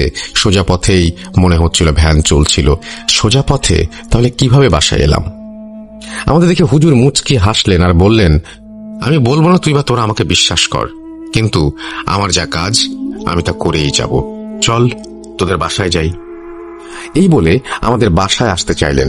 এদিকে অনেক দেরি হয়ে গেছে বিধায় মাহিন তার বাসায় চলে যেতে চাইছিল, কিন্তু হুজুর বললেন, না তুই যেতে পারবি না, তুই সবকিছু সাক্ষী, তোকে তো থাকতেই হবে। এরপর আমার অনুরোধে মাহিন বাসায় আসতে রাজি হলো। অবশেষে হুজুরকে নিয়ে আমরা বাসায় ফিরলাম। হুজুর আব্বুর সাথে দেখা করলেন আর আমার বোনের দরজার সামনে কিছু একটা পড়লেন আর ওনার সাথে থাকা ব্যাগ থেকে একটি সাদা চক বের করে আপুর রুমের দরজার সামনে দাগ দিয়ে দিলেন। এরপর উনি আমাদের সাথে নিয়ে ড্রয়িং রুমে বসলেন আর বললেন, তোদের মেয়ের সমস্যা আমি জানি, এই জন্যই তো আমি এসেছি এখানে। আমি ঘুরে বেড়াই আর যেখানে আমাকে দরকার হয় আমি সেখানে নিজেই চলে যাই। কেউ ডাকলেও আমি যাই না। তোদের মেয়ের সমস্যা শুনবি? আমরা সবাই অধীর অপেক্ষা করছিলাম হুজুর কি বলেন সেটা শোনার জন্য। আমরা হুজুরকে হ্যাঁ বোধক ইশারা জানাতেই হুজুর বলতে লাগলেন, 1500 বছরের বেশি বয়স্ক, নিকৃষ্ট, পাপী, অবাধ্য জিনকে আহ্বান করা হয়েছে তোদের মেয়ের জীবন নাশ করতে। তোদের মেয়ে কেন বেঁচে আছে জানিস? তবে শোন, তোদের মেয়ের দাদা উনি ছিলেন খুব ধার্মিক আর পরহেজগার একজন ব্যক্তি। তোরাও আল্লাহর রহমতে নামাজি আর ধার্মিক। তোর মেয়ের দাদা কয়েকটা জিন পালতেন, এর মধ্যে 3 জনকে তোদের মেয়ের দাদা মৃত্যুর আগে তোদের পরিবারকে রক্ষা করার জন্য জিম্মা দিয়ে যান। কিন্তু এই 1500 বছরের শয়তান জিন তাদের মধ্যে 2 জনকে মেরে ফেলেছে, আর একজন এখনো তোদের মেয়েকে রক্ষা করে আসছে। ওকে মারতে পারেনি কারণ 3 জনের মধ্যে সে সব থেকে শক্তিশালী। মনে আছে রাশেদ তোর, গতকাল রাতে তোর বোন যখন তোকে বলেছিল আমাকে আসতে বারণ করার জন্য, এরপরেই তোকে তোর বোন আবার কি বলেছিল? ভয় পেও না, তাই তো? এই কথা সেই রক্ষাকারী জিনের। তোর মেয়ের জামাইকে রাতের বেলা কাঁদো কাঁদো গলায় সেই বলতো যে আর পারছি না। তোদের মেয়ের গর্ভে তোদের নাতি থাকা অবস্থায় ব্যথার উপক্রম করতো যখন শয়তান, তখন সেই রক্ষক জিনই সেটা সমাধান করত। তোদের মেয়ে জামাইকে নামাজে শয়তানটা ধাক্কা দিলে সেই রক্ষক জিনই ওর মাথায় আবার সূরা মনে করে নামাজ পড়তে সাহায্য করে। কাঁচা মাংস খেতে গেলে তোদের মেয়েকে সেই বাধা দিয়েছিল। তোর মেয়ের জামাইয়ের বড় ভাইয়ের ছেলেকেও এই জিনই রক্ষা করেছিল সেদিন। সে তোর পরিবারকে রক্ষা করে আসছে নানান ভাবে। এতটুকু শুনে আমি জিজ্ঞাসা করলাম, হুজুর 1500 বছরের জিনকে আহ্বান করা হয়েছে মানে? বুঝলাম না। আমার কথা শুনে হুজুর হাসলেন আর বললেন, এর উত্তর একজনই দিতে পারে, মাহিন। হুজুরের কথা শুনে আমি আর আমার পরিবার এমন শক খেলাম সেটা বলে আর বোঝাতে পারবো না। আমরা সবাই মাহিনের দিকে তাকাতেই দেখলাম মাহিন প্রচন্ড রাগ নিয়ে হুজুরের দিকে তাকিয়ে আছে আর বলছে, ভেবেছিলাম কোনোদিন কেউ জানবে না, কিন্তু আপনি কোথা থেকে এসে জেনে গেলেন সবকিছু? আমি এবার প্রচন্ড রাগ নিয়ে মাহিনের গালে একটা চর বসিয়ে বলি, সবকিছু খুলে বল মাহিন। এরপর মাহিন বলতে শুরু করলো, রিমাকে আমি কখনো আপন নজরে দেখিনি। ওকে আমি ভালোবাসতাম, কিন্তু আমার ভালোবাসার কোনো মূল্যও দিত না আর বুঝতেও চাইতো না। কখনো বলতেও পারিনি ওকে। একে তো বন্ধুর বোন, তা আবার বয়সে বড়। ওর বিয়ের কথা উঠলে আমি কি করব ভেবে অনেক কিছু করব বলে ভাবি, কিন্তু আমি ইন্টারমিডিয়েটের এক ছেলে, কি বা করব? শেষমেশ কোনো পথ না পেয়ে আমার মাথায় একটা শয়তানি প্ল্যান আসে। বিভিন্ন জায়গায় অনেক খুঁজে খুঁজে এক তান্ত্রিকের সন্ধান পাই। নিজের জমানো টাকা তার কাছে দিয়ে তার মাধ্যমে রিমার বিয়ে বন্ধ করার জন্য কালো জাদু করি। ভাবছিলাম আর বেশি কিছু করব না, কিন্তু হুজুরের কাছে গিয়ে জাদু কাটিয়ে রিমার বিয়ে দিলি তোরা। রাগে কষ্টে আমি পাগল হয়ে গিয়েছিলাম, তাই আমি রিমার উপর কালো জাদু করে ওকে মেরে ফেলতে চেয়েছিলাম। ও আমার যখন না, তখন কারোর না। রিমার শ্বশুর বাড়ি বেড়াতে গেলে রিমা যে কানের দুল আমার বোনের জন্য দিয়েছিল সেটাও আমি কালো জাদুর কাজে ব্যবহার করেছি। কিন্তু তোরা খুব নামাজি আর রিমার হাজবেন্ড খুব ধার্মিক, তাই ওর সন্তান যখন রিমার গর্ভে, তখন আমি চেয়েও রিমার কোনো ক্ষতি করতে পারছিলাম না। ওদের বাসাটাও বন্ধ ছিল তখন, কিন্তু বাচ্চা হয়ে যাওয়ার আগে রিমা যখন এখানে এলো তোদের বাসায়, তখন আমি ওর উপরে কালো জাদু করি। কিন্তু তোদের এই বাসা তোদের দাদা সুরক্ষিত করে রেখেছিল, তাই বেশি কিছু করতে পারিনি হুজুরকে ভয় দেখানো ছাড়া। এরপর তোর বাসা মেরামতের কাজ করতে গিয়ে মাটি খুঁড়ে বাসার সুরক্ষা নষ্ট করে ফেললে আমি ফাইনালি রিমা আর তার ছেলেকে মেরে ফেলার জন্য ফ্রি হয়ে যাই, কিন্তু পারছিলাম না সেই ভালো জিনের জন্য। তাই আজ তোকে এই তান্ত্রিকের কাছে নিয়ে গিয়েছিলাম। রিমাকে শেষবারের মতো কালো জাদু করতে কিছু জিনিস লাগতো, সেই কাজে তাই তোকে নিয়ে গিয়েছিলাম। তোর হাত দিয়ে তোর বোনকে মেরে ফেলার প্ল্যান করছিলাম আমি, তোকে নিয়ে গিয়েছিলাম, কিন্তু কোত্থেকেই হুজুর এসে সব শেষ করে দিল। মাহিনের মুখে সব কথা শুনে আমি হিতাহিত জ্ঞান শূন্য হয়ে মাহিনকে বেধড়ক মারতে গেলে হুজুর আম্মু আব্বুর কথায় থেমে যাই। আমি মাহিনকে বলি, কিভাবে পারলি তুই মাহিন? তোকে বন্ধু কম ভাই বেশি ভাবতাম। আপুও তোকে কত আদর করত ছোট ভাই হিসেবে। কিভাবে পারলি তুই মাহিন? এটা কি তুই করলি? এই বলে আমি অঝরে কাঁদতে থাকি। আমার কান্না দেখে মাহিন আমার কাঁধে হাত রেখে কাঁদো কাঁদো হয়ে বলে, বন্ধু রাগ আর শয়তানের ধোকায় পড়ে আমি ভুল করেছি, আমাকে মাফ করে দে। রিমাকে ভালো করতে যা করতে হয় আমি করব। মাহিনের কথা শুনে হুজুর মাহিনকে জিজ্ঞেস করলেন, কিভাবে এই কালো জাদু করেছে তোমার তান্ত্রিক?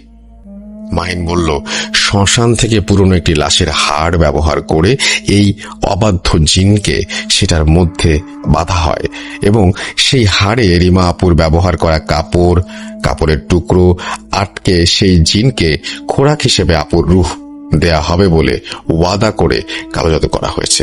আর এই জাদু যেন আর না কাটানো যায় সেজন্য হাড়টাকে একটি মাটির কলসিতে ভরে কলসিটি পানিপূর্ণ করে নদীতে ফেলে দেয়া হয়েছে। মাহিনের কথাগুলো শুনে হুজুর বললেন, মানে না মেরে যাবে না। আচ্ছা, এখনো সময় হয়নি, আমি 4 দিন পর এসে এর সমাধান করার চেষ্টা করব, বাকিটা আল্লাহর ইচ্ছা। এই 4 দিন বাসায় মাদ্রাসার ছাত্র আনাবি তোরা, 1 মিনিটের জন্য যেন কোরআন পড়া বন্ধ না হয়। তোরা নিজেরাও পড়বি, নামাজ পড়বি, জিকির করবি, দোয়া করবি। আমি বাসা বন্ধ করে দিয়ে যাচ্ছি। এই বলে হুজুর বাসা বন্ধ করে চলে গেলেন। এরপর আমাদের বাসায় হুজুরের কথা মতো কোরআন পাঠ শুরু হয় মাদ্রাসার ছাত্রদের নিয়ে এসে। আমার ফরজ নামাজ সহ সকল নামাজ আদায় করি এই 4 দিন। এই 4 দিনে শুরুর দিকে আপুর থেকে চিৎকার শুনতে পেতাম যে কেউ ভেতর থেকে বলছে, বন্ধ কর বলছি, আমি আর পারছি না। এরপর আপু নিজেই আবার বলতেন, আল্লাহর কালামের শব্দ শয়তানের কারে বিষ, তোর দিন শেষ হয়ে আসছে, ইনশাআল্লাহ এবার সব ঠিক হয়ে যাবে। এরপর থেকে আপুর রুম থেকে আর আওয়াজ শুনতে পাইনি আমরা। এই 4 দিন সকাল সন্ধ্যা রাত আপুকে খাইয়ে দিতেন আম্মু।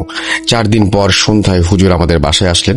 উনি আপুর রুমের সামনে গিয়ে সেদিনের দেয়া চকের দাগের একটা কোনায় কেটে ঢুকে পড়লেন।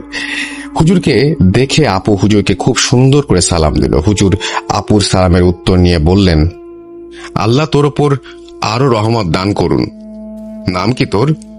তুই কি এই পরিবার রক্ষা করছিস? আল্লাহ এর ইনাম দেবে তোর জন্য, অপেক্ষা করবে ইনশাল্লাহ। এখন থেকে তুই সাহায্য করবি এবং মেয়েটাকে সুস্থ করতে। কি করবি তো? হুজুরের কথা শুনে আপু বললেন, ইনশাল্লাহ হুজুর, আমার নাম হামজা। এরপর হুজুর একটা কাগজ নিয়ে অনেক কিছু লিখলেন, আর লেখা শেষ হলে সেটা একটা গ্লাসের পানিতে ডুবিয়ে দিলেন। এরপর দোয়া পড়ে পানিতে ফু দিয়ে কাগজটা বের করে আমাদের হাতে দিয়ে বললেন, এই কাগজ এমন জায়গায় পুঁতে দিয়ে আসতে হবে যেখানে সন্ধ্যার পরেও অন্ধকার থাকে না। কোনো না কোনো কোল থেকে আলো সেই জায়গায় গিয়ে পড়ে, সেখানে পুঁতে দে। কিন্তু কোথায় পুঁতে দিলি সেটা কাউকে বলবি না, কাউকে না, আমাকেও না। হুজুরের কথা শুনে আমার আব্বু কাগজটা পুঁতে দিতে চলে গেলেন। আমার আব্বু রুম থেকে বের হতেই আমার আপন নড়ে চড়ে বসলেন আর হুজুরকে বলতে লাগলেন, তোরা কত ভীতু আর কত অসহায়, কতজন মিলে আমাদের বিরুদ্ধে লড়ছিস। দেখ কত ক্ষমতা যে এতজন মিলেও আমাকে হারাতে পারছিস না। রূহ যদি নিতে না পারি তাহলে কাউকে না কাউকে আমি মারবই। এই কথা শুনে হুজুর বললেন, আমরা এতজন নই, আমরা আল্লাহর রহমতের আশায় সবাই একটাই দোয়া করছি, এই মেয়ের সুস্থতা। হতে পারি অনেকজন উপস্থিত আমরা, কিন্তু আমাদের দোয়া একটাই, আর এই একটা দোয়ার কাছেই তুই হারবি। এরপর আব্বু ফিরে এসে গ্লাসে থাকা পানি আপুকে খাইয়ে দেন। আপু পানি কিছুতেই খাবেন না। অনেক মানা করলেও এই 4 দিনের কাজে আপুর ভেতর সেই শয়তান অনেকটাই দুর্বল হয়ে গিয়েছিল। তাই আপুকে আমরা সহজেই পানি খাওয়াতে পেরেছিলাম।